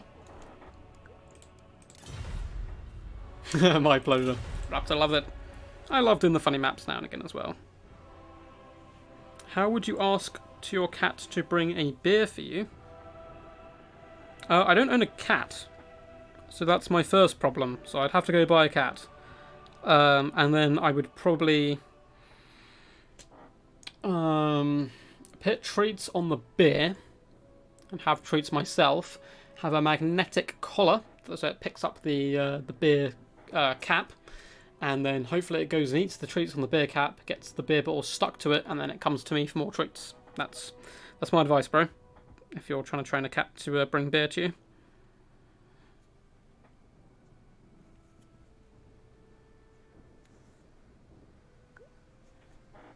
Oh no! Just closed chat on my phone. Goes back.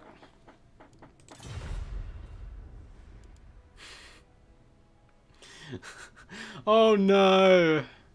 No! We have another mirror match. I'm trying to steal this my thunder. There's nothing this man won't do.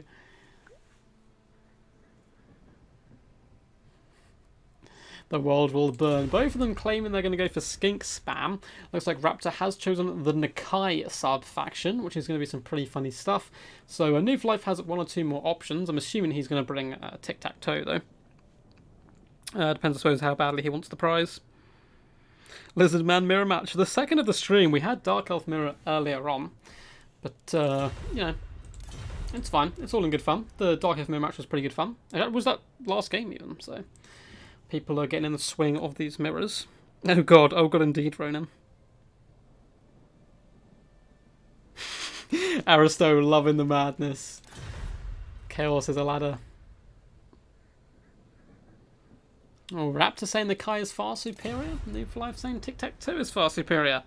Only time will tell. I mean, in a straight-out brawl, Nakai will devour tic-tac-toe. But tic-tac-toe is basically a walking or flying target. The whole point you bring him is if you just want a cheap lord who's probably not going to die. Saying that, he's incredibly squishy still, but he's just very fast, so he can kind of stay out of the range of a lot of enemy kind of firepower and so forth, but he doesn't really have any impact on the game, unfortunately. Which is why I kind of rate him as one of the worst lords in the game.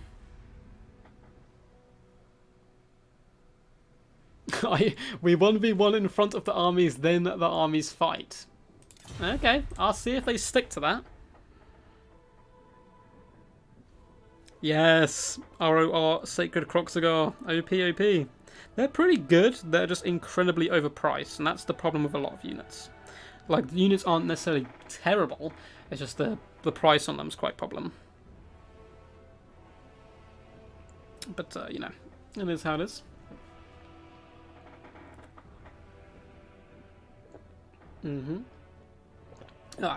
Lovely sip of drink there, keeping me alive.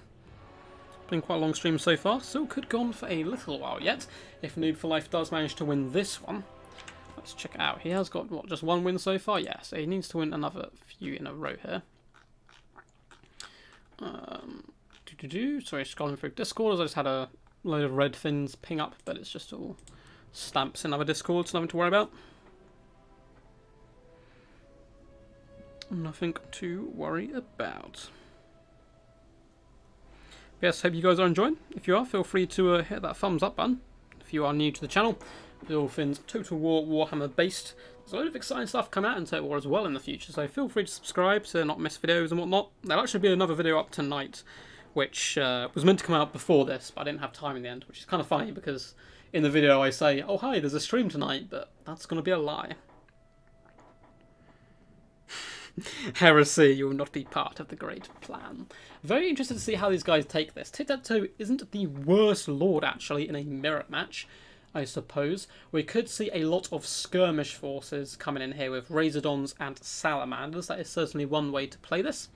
And, again, these guys both known for memeing a little bit, so we may see some slightly more unpredictable picks.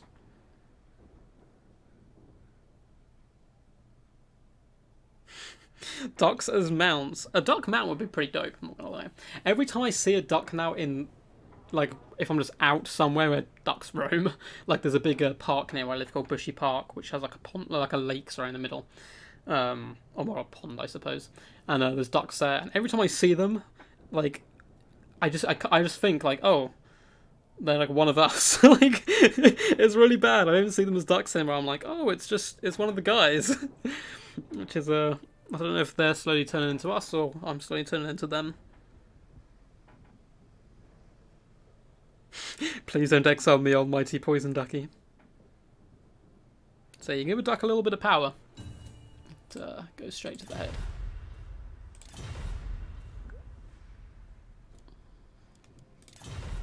Good luck from Raptor.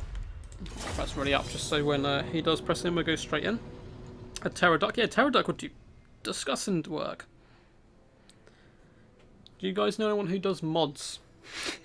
I've got an idea. It's a duck mod. Be pretty cool.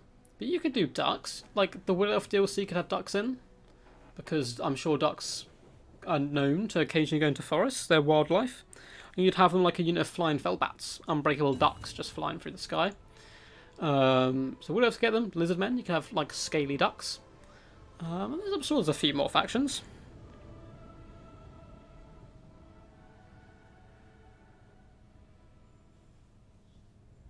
And here we go. Light Zigger Ford is what I'm going to call it at least. Looks pretty disgusting. We have lots of trees and some impassable terrain on high ground. And, oh no, not too bad a map actually. As long as they avoid these horrible trees, we can relatively meet in the middle. Looks like it does slightly favour, though, the current king Noob for life. So let's look at this force here. Jesus. Raptor going as meme as he can go. We have Nakai the Wanderer on foot here, who's an absolute lad. Fantastic model and really cool animations. And I highly recommend looking into some of his lore as well. He has Primal Roar as well as Miasma of Despair. We have a Skink Priest of Beast as well, coming in with a simple Flock of Doom. No Manticore summon. Pretty surprising stuff indeed. For the front line, he's gone very wide with Skink cohorts of Javelin, all of which do seem to be double silver chevron. So these guys have been certainly working out in the gym recently, ready to take it to the enemy. He's making Poison Ducky as proud as possible, coming in with double basic Sacred Core. Don't think you can call any Sacred Core basic.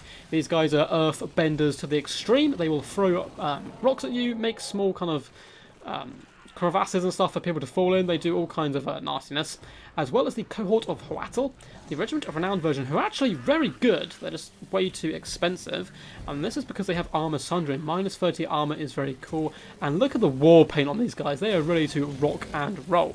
We have an Ancient Salamander as well, just to add to the meminess. And we have double Bastilaton with Arc of Sotek. Possibly the greatest build I've ever witnessed, or the most terrible, depends how you look at it. For Noob for Life, up in the skies we have Tic-Tac-Toe, the mighty flying lord, coming in completely naked just with his rock drop. We have a Skink Priest of Beast as well, but this one coming with a Manticore summon, which I'm a little confused why Raptor didn't bring it, but Flock of Doom and Manticore summon. We have the Cohort of Sotek showing their allegiance here to Tic-Tac-Toe, Regiment of Renowned Skinks who can refuse to die. We have a ton of Cav, Cold One Spear Riders. Oh no, looks like just the one Cold One Spear Rider there, and the rest were actually hunting packs.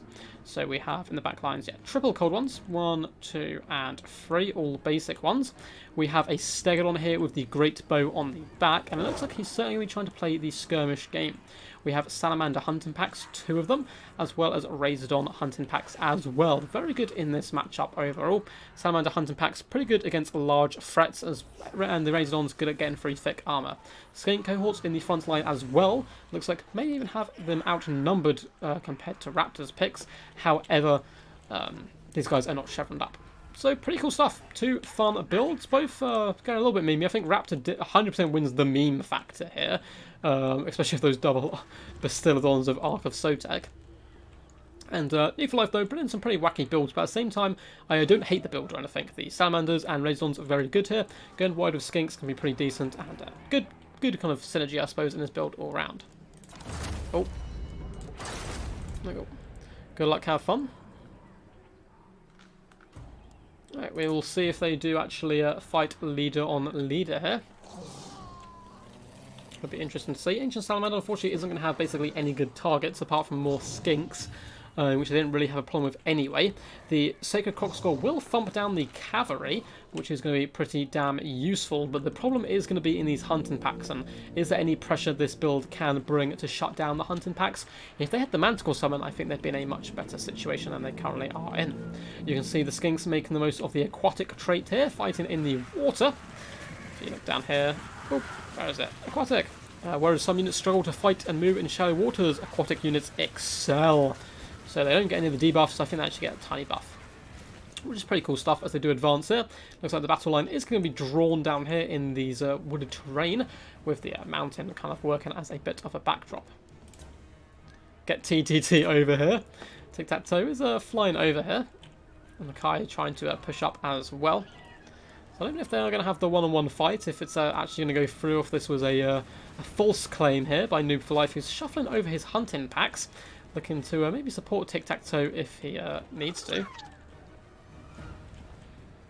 It's going to be interesting to see. I don't know if they're going to go for the duel. It's certainly not going to go well for Tic-Tac-Toe if it does happen. But we will see. Ancient Salamander looks like it's going to be vomiting up a fireball, perhaps. Oh no, it does pull him back here.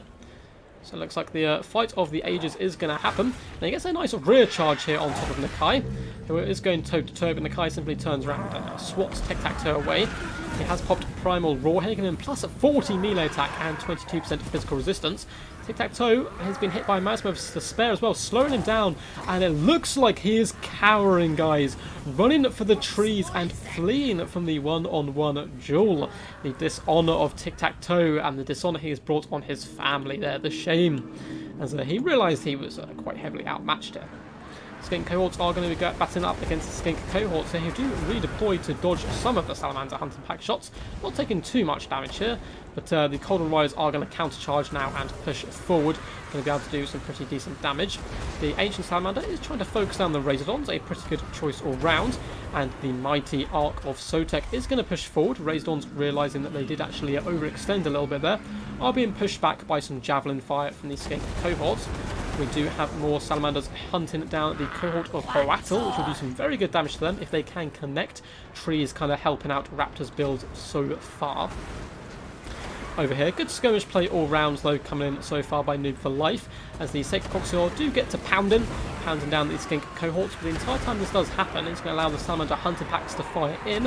However, the trees are working pretty useful here in favour of Raptor. Cold One Riders do pop up and around though, getting a lovely rear charge into the Sacred Crocscore. Certainly want to jump in there, do some damage before falling back.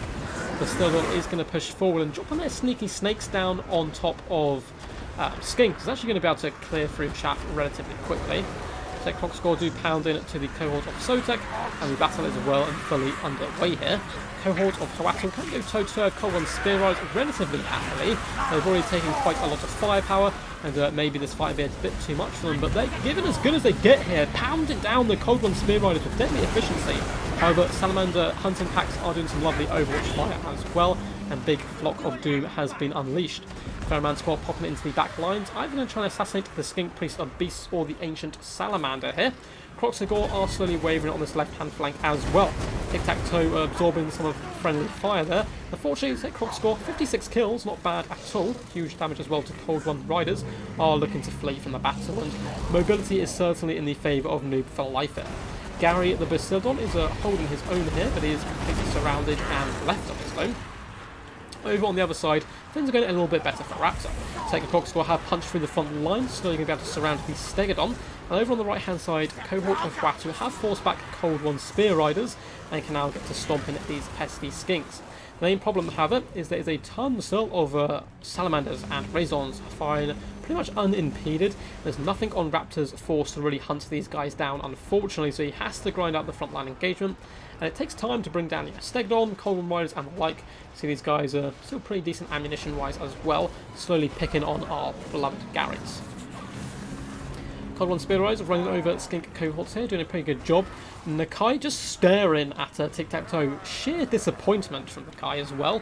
He does a roar at him, but Tic-Tac-Toe isn't going to accept the challenge. Very wisely going to go after the Ancient Salamander instead, with some Cold One Riders pushing forward as well. Looks like the second Arc of Sotek has also gone down. Sacred Cockscore fighting tooth and nail here to try and stick in the game. The battle does seem to be slipping away from Raptor, but saying that, balance power is in his favour, probably due to the fact of how low Tic-Tac-Toe is compared to the mighty Nakai the Wanderer. Cold One Riders have Rampage, which does give a chance here for Nakai to get his teeth wet and sink them into the enemy. Skink Cohorts as well, remember, do have double silver chevron on Raptor's side, and they're starting to push through into the back lines. Maybe I spoke a bit too soon, as the Arc of Sotek does shut down some Skink Cohorts, but there's more Cold One Riders afoot and kind of lurking around, and a second Manticore summon here to save the day. I think if Raptor had brought a Manticore, he'd been in a much better position hunting down and pushing away Salamanders, who are nearly out of ammunition here though. Hansen Pack as well is in combat with Skink Cohorts, who would normally win relatively comfortably, but with the Silver Chevrons, these guys are given as good as they get. Cohort of Sotek, not Sotek, Cohort of Coatl here, down to just 500 health, are probably going to break when that Rampage does fare off. Nice Flock of Doom mode coming in. Nakai relatively healthy still, really beaten down the Cold One Riders. Miasma of Despair has been popped on them. The poor Ancient Salamander though is running for the hills, even with Cold-Blooded popped, although the Ferromanticore will disappear, so that Ancient Salamander should be able to come back as long as it doesn't get killed or hunted down by Tic-Tac-Toe. Where is the flying madman? Where are ya? See him on the mini-map. Oh, Tic-Tac-Toe actually seems to have been flown too close to the sun. He should be back though, leadership pretty high, and he should be able to rally to the cause. Balance power now heavily in favour of Noob for Life as the Stegodon starts to go to work on the Kai, and Razordons as well starts to unleash some nasty shells into him. There's more good play over here by Noob for Life. Salamander Hunting Pack chasing down the Bastillodon as well and forcing it off the field. So good play all round, lovely effort as well by Raptor, but things are starting to look a little bit bleak. Flock of Doom is going to help finish off the Salamander Hunting Pack, but I don't think the Kai is going to be able to carry this game on his back. Perhaps with a big kind of leadership bomb, maybe. He's kind of trying to rally his forces to this centre pocket, but there's not many of them left, unfortunately. And there's still a big Stegodon left who has a ton of ammunition, who can seriously do some decent work coming with that big bow. Needs to focus down the Kai if possible and get him off the field. Tic-Tac-Toe cowering up in the skies as he does. Just kind of floating around, but again, being used wisely. Still doesn't really want to get involved. He does now come and swing into combat when his Stegodon buddy does get here, as well as the Cold One Riders. We have a Flock of Doom going down as well, but it's pretty much game over, unfortunately, at this point for Raptor. He may not have won the battle, but he certainly won the hearts of the people, I hope, with his ridiculous Nakai the Wanderer build, and nearly made it work as well. It's been a pretty close game all round. The balance power was actually in his favour until the relatively late stages of the game. But that is going to be game. GG to both the players here. Good stuff. Go TTT, I'm wearing my cheerleader outfit right now. I love it. The Kai can carry the whole world. Perhaps he can. But today he decides to rest. Super fun build. I love to see Sacred Cockscore in action. And they did pretty good beating down Skinks and Cold One Riders with deadly efficiency. But there was simply nothing to put pressure on the Salamander Hunting Packs. If he just brought the Manticore Summon, I think he would have been in a much, much better situation. Putting pressure on these guys, dragging resources away from the front line, and also making them waste ammunition as well. But pretty fun stuff. The Kai claims moral victory, he won the duel. GG, well played. Yeah, the Kai showing that he's more of a beast, but Tic-Tac-Toe a better tactician. So Hollow Slayer, not sure if you're still here, man. But if you are, please do hop in. What's up, Falcon man? How's it going? Hope you are all good in the hood. Good luck onwards, noob. So we'll update the scoreboard here. So Noob for Life is up to 2. He needs one more to pull at level with Stormrunner, which if he does, we'll probably have those two guys fight to the death, I suppose, on stream. Will most likely be the way forward.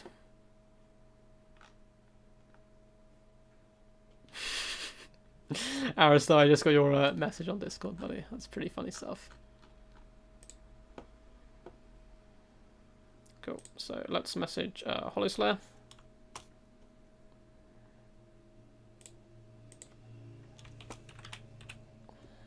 Hollow Slayer, you are dead.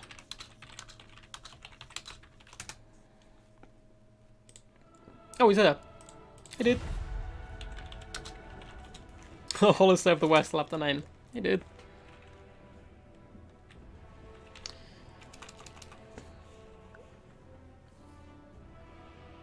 I think Raptor out-memed here. Raptor definitely out-memed. He is true respected right now. So yeah, Storm, if Noob does win this game, are you down for the one-on-one showdown to see who claims today's prize? Let me know, man. If not, we can always get someone else in.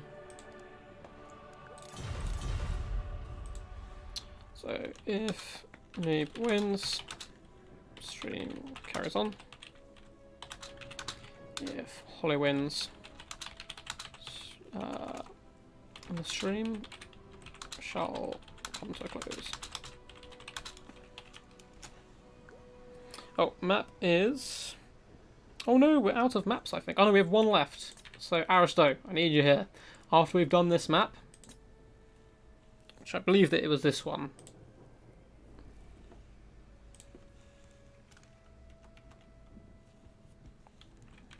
We need one more win to level with Storm.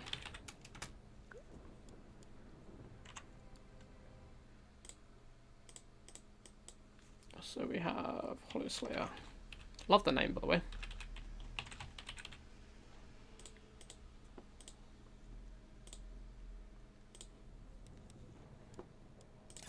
Cool.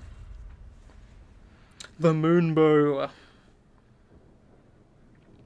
Moonbow can do some cool stuff. Oh, is that the map? Cool, the Moonbow. That will be the showdown map if that does go down.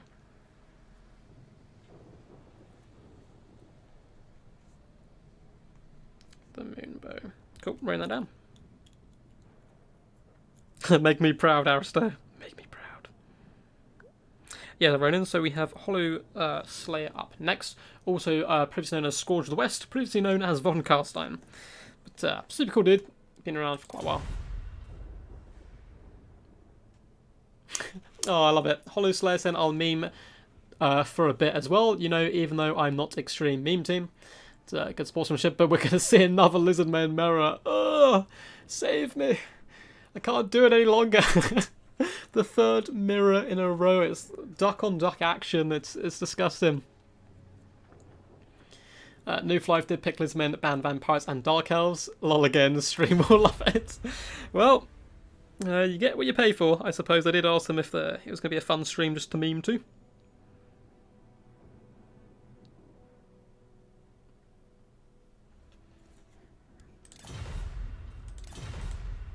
But the stream could be over here, guys. Stormrunner needs to pray that Hollow Slayer does manage to win here in this mirror match, as he will then be the winner of this week's prize. But if not, then we will have one more game and a final showdown of Ultimate Destiny. Which should be good stuff. I'm just checking through chat now, make sure we're good. It's 2 week Anakin, I am indeed.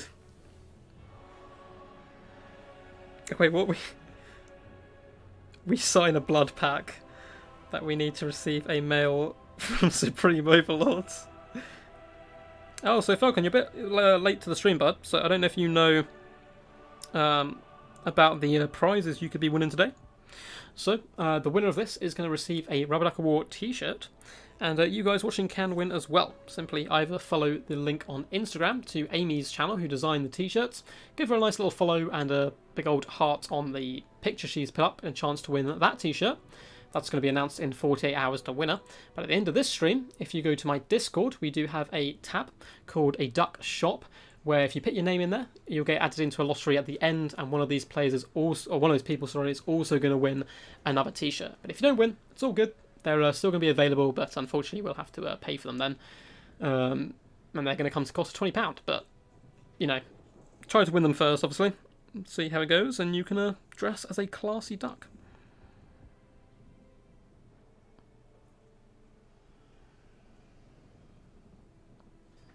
Every time the children of the other ones fight amongst themselves, the legions of chaos grow stronger. It is true. It is true.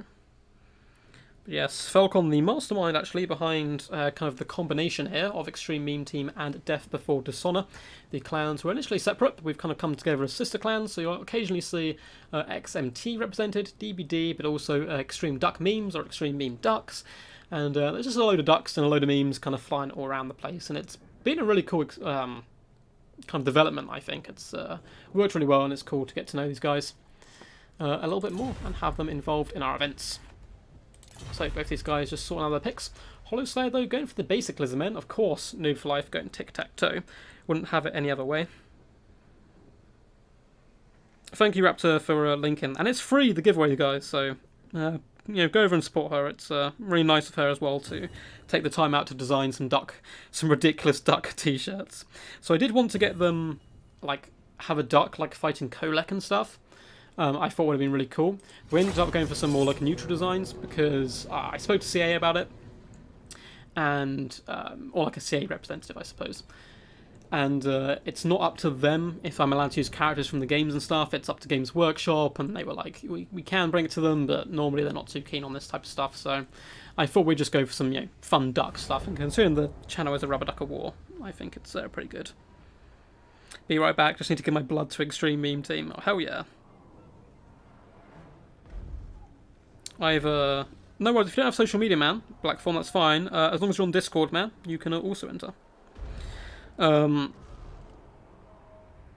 bother with blood all round, that part of the fact. I feel like I gave blood at some point. I've been feeling weaker and weaker as the days go on. I feel like I've given too much blood at this point.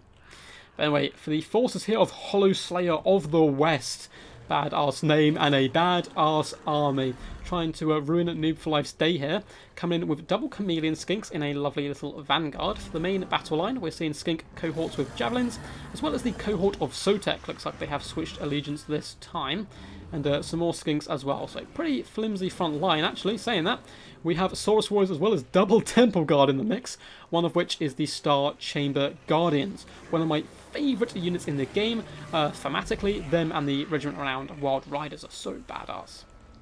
Apart from that, for the rest of the build, we do have the Umbral Tide, another fan favourite of mine, stalking salamanders, as always pretty scary stuff. We have a Feral Gary in the distance.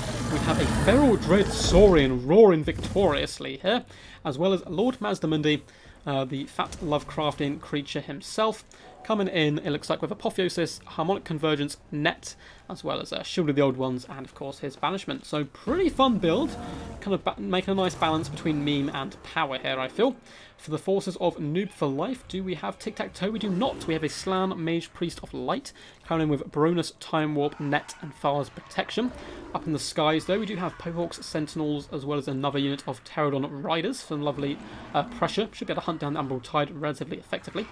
Skink cohorts, and a cohort of Sotek once again, so a true mirror match here. And more red-crested skinks into the sunset. And we have a mixture of Croxagore as well as Sacred Croxagore dotted along the front line to slam home the enemy as much as possible. We do also have a Feral Carnosaur to round out the build, going to be going after the Dread Saurin in the Battle of the Apex Predator, trying to prove once and for all who is the true champ of Lustria here. The armies do start to converge here now. It's going to be an uphill fight here from Noob for Life, having to fight up the hill. Good luck, have fun. Ready, good luck for the true great plan. Hollow Slayer saying he's putting down some traitorous, misguided lizardmen. I'm sure the New for Life's Lisbon will be saying the exact same thing. Of course, Lord Master Midi should be able to outclass the Slann Mage Priest of Light, but it's not really going to come down to that in the end. The Tuners of Temple Guard have been a really clutch pick here, actually, for the forces of Hollow Slayer, as the Crocs are going to struggle against them, Skinks will struggle against them. It's really going to come down to good magic play by the Slann Mage Priest. We do have a net popping down, but unfortunately for a Hollow Slayer, I'm not sure if it's a bug or if it's meant to happen, but when you net flying troops, half the time they just kind of fly up into the air. But we are going to see the Umbral Tide and Chameleon Skinks pounding these guys down, which should do some good damage. We're also going to see a fat banishment coming down on a ton of red-crested Skinks here, and that is doing devastating work. Look at these guys go! Oh, that is disgusting. The Slann Mage Priest is going to be popping up here. Looks like he's dropping a Bronus Time Warp to try and counteract this, as well as a Shield of the Old Ones. But, oh no, that might be a Shield of the Old Ones actually from Mazdamundi here, who's up to only 33 kills, but huge HP damage. Looks like the Crocscores are trying to swoop around this left-hand flank for a bit of a flank overload. However, Chameleon Skinks are here, and they're going to cause some problems. Crocscore do manage to bomb rush at the Umbral Tide Have and shut them down. Ferocarnosaur may want to hunt that Slann booty, while the rest of his troops kind of drive back the Umbral Tide, who are slowly starting to reposition here. The Dread Sauron, unfortunately, has been left up on the high ground here by Hollow Slayer, a bit of a misplay. He is now coming into action. He was just, chilling out, having good fun, but he is certainly needed here to protect the Umbral Tide. Another banishment does go down, as well as a net here, pinning in the Croxigor, trying to allow the Umbral Tide some more time to escape, and Big Puppa is coming in now to protect his little Umbral Tide buddies. Going to be swooping in and trying to do some good work. Crocscore are slowly pounding their way through the Temple Guard, however, just through sheer weight of numbers. Cohort of Sotek here as well as Javelin throwing Skinks, doing some pretty good work. Temple Guard are in fact terrified here, and being pushed back. Of course, the Starchan Guardians of Apotheosis will fear no man, or fear no blizzard, I suppose, and they're kind of holding the line. Umbral Tide now getting some effective fire into the Ferocarnosaur, and in comes the Apex Predator, the Dread Saurian, coming in with a smack here, hunting down and in fact instantly rampaging the Ferocarnosaur, who's having huge chunks taken out of him. He is going after Mazdamundi still, but that Ferocarnosaur is not having the best of days. In comes the Slann Mage Priest and some flying Pterodons around this flank. A ton of Crocscores just kind of chilling out here. Need to get into the main blob fight. Dead even fight so far, with Noob for Life slowly winning the infantry game, but his Ferocarnosaur is going down, and it's going to be a real tough task to bring down the Feral Dread Saurians, but Foxigores can do a pretty decent job here as well at kind of doing decent damage to him. Umbral Tide have, unfortunately for Hollow Slayer, been picked off by Pterodon Riders, who do a 360 no-scope fire there into the Pterodons, but I don't think it's going to be enough work. They may well get forced off, but they've got okay melee stats as well, I suppose. The Sacred Crocscore need to get into this main blob, surround the Feral Dread Saurian here and try and force it off the field as much as possible. Temple Guard are fleeing from the main engagement, and Mazdamundi is kind of in here with the Feral Gary and the Temple Guard with a Shield of the Old Ones to try and succeed and claim victory here. The Dread Saurian as well, still incredibly healthy, is going to be so hard to take down. You see a fat banishment does come down, but looks like it kind of skewers away from the enemy here. Looks like the Slann Mage Priest not doing too bad, 45 kills, but Mazdamundi is showing who is the dominant Slann here, with, 45 kills as well, so pretty even so far in the Battle of the Slann. Umbral Tide are dancing and darting all their way around here. Looks like the Sacred Crocscore trying to hunt them down. Might be a bit of a waste of their time. Oh, they could be escaping the Temple Guard, which is a pretty good idea. Looks like we do have a banishment going down as well, eating up a few more Skink cohorts. It was dropped right next to the Ferocarnosaur as well, who's doing a decent job. Temple Guard once again have been terrified, and Noob for Life scrapping his way here, trying to draw level with Stormrunner's current record of 3. So I'm assuming he's kind of rooting right now for Hollow Slayer, who's doing a decent job. Feral Dread Saurian up a chevron here, 19 kills as well. Can clip a lot of what is left here, but it depends if he kind of gets isolated and his leadership broken. Umbral Tide still off the run here from Pterodon Riders, not a good day for them. Perhaps actually bring them into the main fight just to help out. Could be worth it. And again, I suppose they are at least distracting some units. We have a load of rallying troops here for Hollow Slayer on the high ground to come back, and looks like New for Life has a few wavering troops who may come back as well. Temple Guard still in here trying to drag down the Sacred Crocscore, but two units of Crocscore and the Feral Carnosaur just about clinging on here, and the Feral Dreadsaurian has rampaged. Sacred Crocscore can now get a decent surround and slowly whittle him down. It looks like a Noob for Life might want to leave him for the end here, perhaps. Crocscore trying their best here, hitting out the heels of such a mighty beast, but also getting flung to the ground. And Dreadsaurians are actually relatively good at taking on kind of middle-sized troops, kind of like knights and monstrous infantry and that. I don't know, it's something about the hitbox, it does relatively well, but its leadership was wavering there. But Noob for Life going to be pushing up the hill instead, hunting down Mazda Mundi, and the game may have swung drastically. I think Noob may manage to drag this through here now. The Feral Carnosaur is hunting down the Umbral Tide, so they're certainly not going to be having a good day. And Mazda Mundi is wavering here, very close to breaking. The Sacred Crocscore proving once and for all they are no means. They are the greatest warriors in the old world. Well, you know, at least in today's stream. Mazda Mundi is now surrounded by a Feral Carnosaur as well, and he's going it down, and without Mazda Mundi's leadership to keep the Dreadsaurian fighting, I think we're going to go to a final game here, but who knows? Dreadsaurian can still do some decent work. He has chevroned up twice, and there's a lot of returning troops as well yet for Hollow Slayer to come in here. Feral Bastildon fighting side by side by the Feral Dreadsaurian. However, Lord Mazda Mundi has gone down. Dreadsaurian needs to assassinate the Slan Mage Priest now, who does have fast protection and Aura of Quetzal on him. If you can assassinate him, maybe he can force some late game tear-outs, but army loss is set in, and Noob for Life is going to be scrapping this out and making it 3-all with Stormrunner. So Storm Buddy for the ultimate battle to see who does win the stream and wins a free t-shirt. You get to hop on here and have the ultimate scrap down. Slan v Slan. But pretty fun stuff. Two really fun builds. Hollow Slayer, Man of the People, once again coming in with a pretty awesome build, and the Dreadsaurian. Honestly, from looking at the builds, I thought he had this. But the Temper God just got beat down by the sheer weight of numbers of these Sacred Crocscore, who did really good across the board, and a sealed victory here for Noob for Life. But awesome.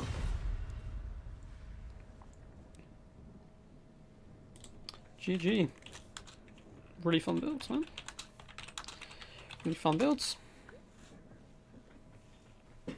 Yeah, Noob for Life basically mirroring what I said there. I didn't think he had enough to take out Mazda, Dread and the Tomb Guard, but he certainly managed to do his work there. So now time for the final showdown. Or the ultimate showdown, sorry. Showdown. Ultimate Destiny. Oh god, my typing is terrible. But well played, Hollow Slayer Man, Man of the People. We'll get Stormrunner in next, and we will have Aristodemus' suggestion here. The Moon Bow is going to be the map. Anyone joining late, by the way, we are playing ridiculous maps today. So don't worry, it's not really a competitive stream, it's just all in good fun. Please say it's not all trees. Oh, God. All trees. So invite in the Mighty Storm, if I can see him.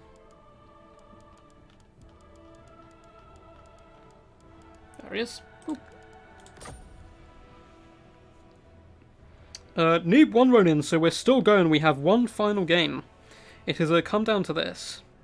Lizardmen won again, OP. Please nerf. No. No, I want all the Lizardmen stuff. I know it's not going to happen, but I want them to be the DLC of Wood Elves. I demand it. Croak Mirror, that would be a pretty cool showdown. I mean, Croak could be good here, like, just absolutely bombing down the Temple Guard if there are any of them. So,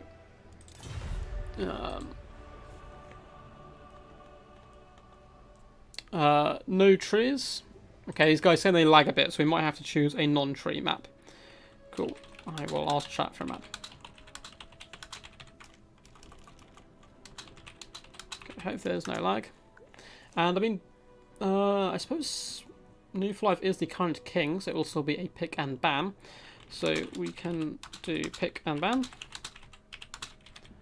Or blind, if you guys prefer. So chat, please give me a map which is a bit memey, but doesn't have so many trees. Tic-Tac-Toe should receive a 200 plus gold base. I agree fully. It's too OP. Hope I'm signed as reserves. Can I back out still? Yeah, I mean, you can back out Ronin. This is going to be the final game, dude, because otherwise someone else has to come in and not really playing for anything because they can't win the prize anymore. Both these guys are on 3 wins each, so pick and ban, I would rather. Cool. Then the king picks and bans. Or the king. The king. Essence of Chaos. Cool. Essence of Chaos it is. Oh, it's under there, isn't it? Essence of Chaos. Yeah, there we go. I'm hoping that picture isn't what I think it is. The king. I don't know if you guys are trolling me.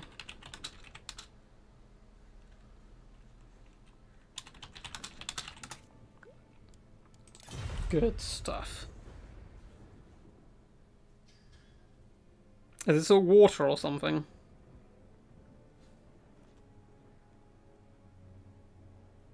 That's true, Lizardmen are OP and they're also underpowered. They've lost all of the last few games.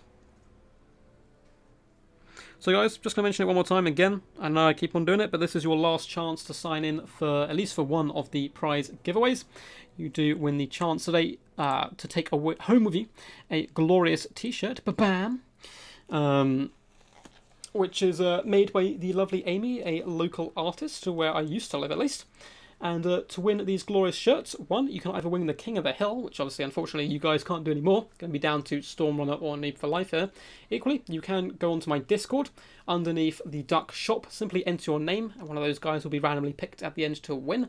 Or at the same time, you can do both. Hop over to Amy's Instagram, link in the description, and simply follow her and give a good old thumbs up or heart or whatever it is to the picture with the duck merch on, and comment underneath as well just to say hello from me, and quack at her, confuse her with Total War stuff that she has no idea what it means, and it'd be pretty funny stuff. But anyway, have I taken down the shirts? Yeah, cool. So let's update this. New for Life on free, and we will go Storm. Runner. Well, also on free. What an awesome showdown between 2 OGs off the channel. Yeah, sorry for continuously plugging that, guys, but I want to make sure if people join late, they still have a chance to collect lizard trinkets and all this good stuff. Please, not another Lizardmen mirror. Please.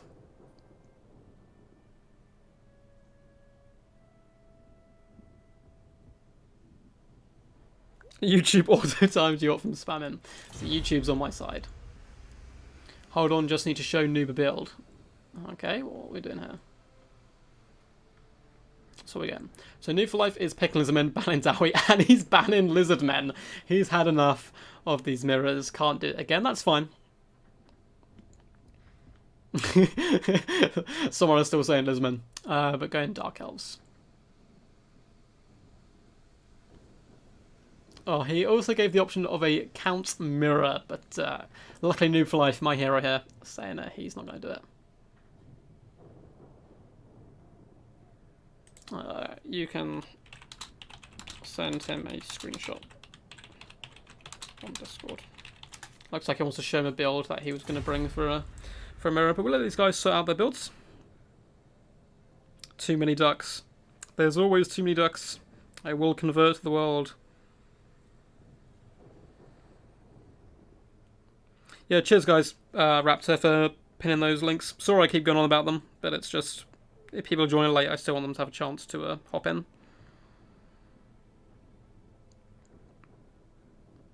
But we're here for the final showdown. The ultimate showdown of Ultimate Destiny. I don't know if any of you guys saw that video when you were kids. It was kind of before YouTube was a thing, I think. There was a few other sites where you could get kind of animated videos and stuff. And the internet was a wild place back then, and there was a song called, was it called just The Ultimate Battle? If you type in Ultimate Battle of Ultimate Destiny into YouTube, you will get the video. It's a pretty wild song. Chaos Mirror be the best mirror. hopefully we see more memes and no betrayal. I feel betrayed by tic-tac-toe already here. I've actually had to cast Scourge West Mirror Guard on Mirror Guard action. It was, and they both fought each other with Sigvald. It was ridiculous. It looks like he's back to Dark Elves now. Going to be sorting out his match. So who are you rooting for, guys? Which one of these champs? We have a DBD versus Extreme Meme Team showdown. All those guys are kind of clan mates now anyway. So should be some good fun. We're going to try and do a kind of internal clan war as well, with DBD and Extreme Meme Team soon, where I can just get a bit more time to stream games. Should be good stuff. Ronin, hope you've been enjoying the Flatbush Zombie recommendation. Listening through to some of their music as well. If there's any hip-hop heads in the audience today, I highly recommend them. Underrated group from New York. Let's hop into Discord. And make sure we're all good. Awesome.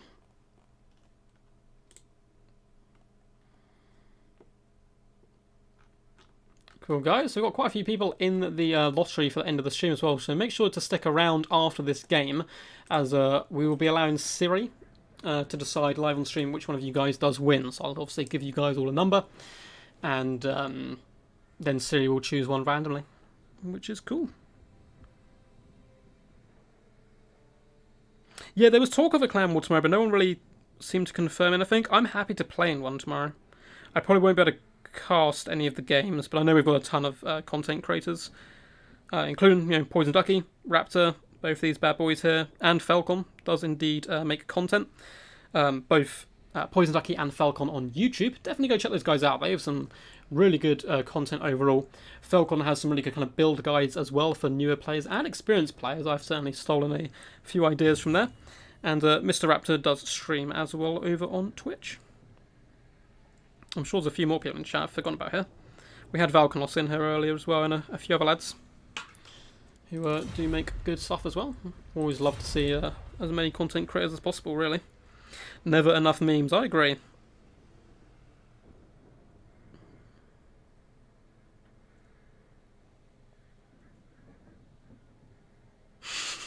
I want to meme, but I want one of those rad shirts too. There, you guys can go at it. Looks like they are ready. So let's go, guys. It's going to be some awesome stuff.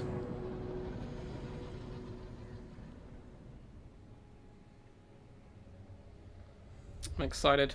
I'm excited. The essence of chaos. Looks like a good fun map. Let's have a quick sip to keep me alive. But yeah, if there's a clan war tomorrow, I'm definitely down to play. As long as it's not too late in the day. As I do have work stupidly early, I'm afraid, on Saturdays. Here we go. So, for the forces of the OG, the original king of the stream, Storm Runner. He's going to be coming with the Dark Elves. Up in the skies, we have Marathi, which is a nice competitive pick, as well as a Master, and I like the synergy of these two flying up in the sky together. Coming, of course, with the Wand, we have Soul Stealer and Melkoff's Mystifying Miasma, as well as her own debuffs. And Master, yeah, I think if you take these two, you definitely want them to be on the same level, so either both on foot, or both in the air, both horseback, all that kind of stuff. For his main battle line, he has Bleak Swords. These guys have been chevroned up, so they're cheerfully cheap, but not cheap and cheerful. We have double Dark Shards as well in the back lines, as some more elite troops hold the middle pocket. Black Guard of Nagarond. Anti-large, armor piercing, bad to the bones, don't particularly like to run away too much either. We have Cold One Knights as well, 2 units of these guys in the back. And a nice little air corps. We do have Harpies as well as a Feral Manticore, so pretty fun build all round. Looks like double Dark Rise as well to put pressure on the enemy. Now for Noob for Life, the new king on the block, representing the old ones. He's done very good so far of them. He has gone for Quad Chameleon Skinks in the front line. One of the stickiest skirmishers in the game. Their poison makes them very, very potent. They slow you down, you can't really catch them. Even Cav can struggle to catch them sometimes. For his main battle line, we have a mixture of skink cohorts with javelins, as well as Saurus Warriors, cohort of Sotek, and yeah, all that good standard stuff along. And it looks like it's gone quite Cav heavy. Cold One Riders dotted 2 units on the right flank, as well as 2 units on this left-hand side. Cold One Riders will do very effective against Dark Elf Cavalry as well. We have Feral Cold Ones dotted in the back. And big old Lord Mazda Mundi, the Lovecraftian love child of a Warhammer, coming in on top of the back of the mighty Zlak, the goodest of boys here. Coming in with, of course, Banishment and Shield of the Old Ones, Apotheosis, Harmonic Convergence and Net of Amtok, and the incredibly useful item Sunburst Standard of Hexotl, with 12% missile resistance and plus 9 melee defense to all nearby buddies. Really fun build. It's not quite what I take in this matchup, but very close. The Chameleon Skinks are fantastic here. I think you just have to out-skirmish the Dark Elves to be in a good position, and he certainly has the potential to do that with all these Chameleons. Good luck. So let's see. Falcon quacked, he did indeed. So here we go, Chameleon Skinks already darting some shots into the Dark Riders. These guys are shielded, however, only bronze shields, so they don't take too much damage, although they are falling back, so the shields aren't going to be too much use, of course, facing the wrong direction. Bleak Swords are advancing now. They won't do terrible up against this battle line, but they're not going to be able to win it either. He's really going to have to rely on the combination of Dark Shards as well as his Lords. So I've got police rolling by my house there. So sorry if you can hear the sirens. Bleak Swords going toe-to-toe with cohort of Sotek here. Isn't going to go too badly for Bleak Swords cost-wise, I suppose. The Dark Shards now unleashed some shots into the mighty Lord Mazda Mundi, but the Cav game is going to be a really tough kind of thing for the Dark Elves to control here. Yes, they have double Cold One Knights, and these aren't the Spear Riding Cold Ones, but they still do a pretty decent job. Harpies are floating over here as well, trying to push back Chameleon Skinks, at least keep them away from the main battle line. What was initially going okay for the Bleak Swords has kind of turned quite poorly here, as they're starting to lose the front line pretty quickly. Mazda Mundi, though, is in a tricky situation. Marathi and the Master have surrounded him now. Now, luckily for Maz, he does pop a Shield of the Old Ones, and he is a thick boy indeed, coming in with a ridiculous amount of health, but he's dropping rapidly here. You can see his health dropping in chunks, despite the Shield of the Old Ones. A Soul Sealer does come down as well, and the Blackguard and Nagaronda here. You can see Mazda Mundi losing about half health there from that one engagement. Cold Ones as well being pushed back by the Soul Stealer, but he has managed to disrupt this back line. A big fat banishment as well, shutting down some Dark Riders. And now that front line melee engagement has been won by the Lizard Men. They're going to flood into the back lines here and really try to shut these guys down. You can see at this point Stormrunner has kind of spotted this and is really going all in to try and shut down Mazda Mundi to get back into the game, although an Apotheosis has healed him up quite nicely as well, and this hero core is very deadly. However, there's a lot of Chameleon Skinks still available. Dark Shards have been shut down. We see a net come down on the Blackguard of Nagaronda as well. In the back lines, Cold One Knights need to get active again. Looks like they're kind of getting stuck down on some Chameleon Skinks in the back lines. Nice play though. Dark Riders and Harpy combo has shut down some of the Chameleon Skinks, but they do need to dart back quickly. I don't know how much longer the Dark Elf build can kind of hold back the tide of Lizardmen, although it's doing pretty decent work so far. Chameleon Skinks are launching shots up against the Master, who is being staggered here. Needs to get out of the way quite quickly. Looks like we're going to see another Soul Sealer come down on top of these guys. But realistically, the Harpies and Dark Riders need to go over here and shut down this core, as the combination of Cold One Knights and Feral Manticore have managed to turn the tide. Dark Elf favour here. After an initial absolute smack to the face and the front line kind of collapsing, the elite troops of the Dark Elves seem to be holding on here and doing pretty good work. Another Apotheosis does go down on Lord Mazda Mundi. Chameleon Skinks launching a few more shots in as well, trying to protect him, but Marathi doing fantastic work. She has been caught up here by Cold One Riders, and maybe with the help of Mazda Mundi they can surround and beat her to death here. A lovely Shield of the Old Ones has gone down, and the Blackguard of Nagaronda being world beaters in the centre pocket, where all the Bleak Swords fell and died. They are holding it firm and defending the lines. We do have some Javelins over here, throwing some Javelins into Bleak Swords. Cold One Riders as well, helping clear up some troops. We have Dark Riders and Harpies. Once again, I think need to be hunting down Chameleons, stopping those nasty blow darts from coming in, because they do a lot of damage, especially to someone like Marathi, who is basically a naked lady. 40 armor isn't particularly great. Cold One Knights going up against Cold One Riders here in the ultimate battle. But again, Cold One Knights do have that bonus versus large here. These are the basic Cold One Riders. So they are slowly being dragged down, which is quite unfortunate for the Old One's plan. The Master and Marathi combo once again hunting down Lord Mazda Mundi. trying to put as much pressure on him as possible and force him off the field if they can. A fat banishment has gone down, tearing its way through the Black Guard, doing massive damage. A real clutch play coming in by Mazdamundi, up to 55 kills, and he is holding firm. This is an incredibly close game here, as the Dark Elves, sorry, they certainly wouldn't like to be called High Elves, trying to assassinate Mazdamundi as quickly as possible. Chameleon Skinks blow darting after blow darting in here, trying to help their lord escape. With Mazdamundi gone, it looks like Stormrunner is going to claim victory here, and the OG of the King of the Hill is going to claim today's prize. What an absolute champ here. We've had some crazy games this stream. Really big shout out to everyone who played.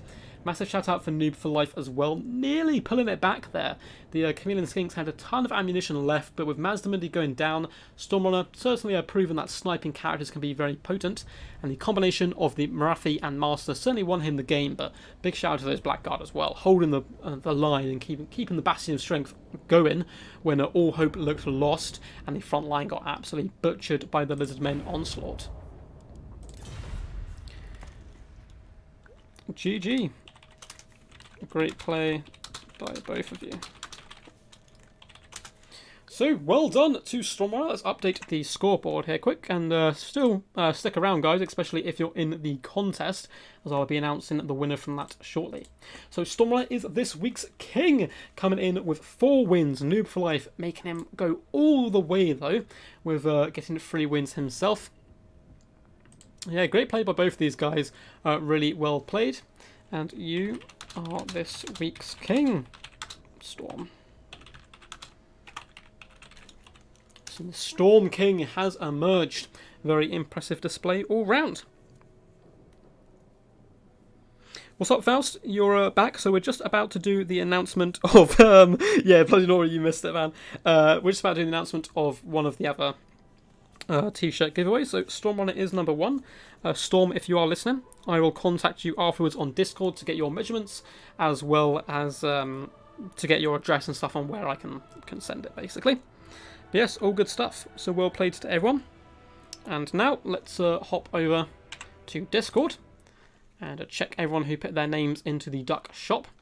So we have, I'm going to write these guys down. We have Red Legion is number 1. Followed by Faust at number 2. Ronin, number 3. We have Raptor, Grundy, Valkanos, Amove, Aristodemos, Sir Astrolopho,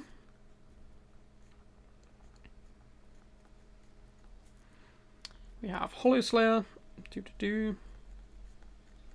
so many people today, Bunter, Suave, Palpatine, Papa P, I call him, and also Ninja.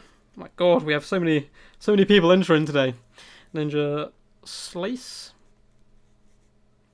Storm has already won one, obviously. So we have Poison. And Falcon wrapping up the rear there. So guys, we will see who has a chance of winning one today. So we have 1, 2, 3, 4, 5, 6, 7, 8, 9, 10, 11, 12, 13, 14, 15, 16, 17 people entered.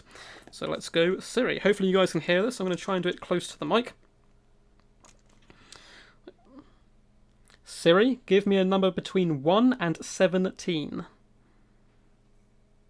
It's 5.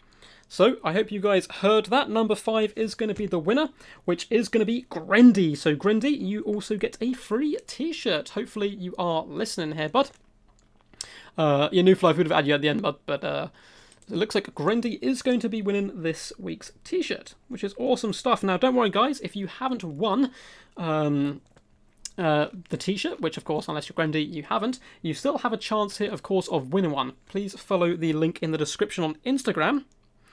to Amy, who designed the t-shirts. You can go over to her Instagram page and give her a follow and a like on the picture. Within 48 hours, she will be announcing another winner.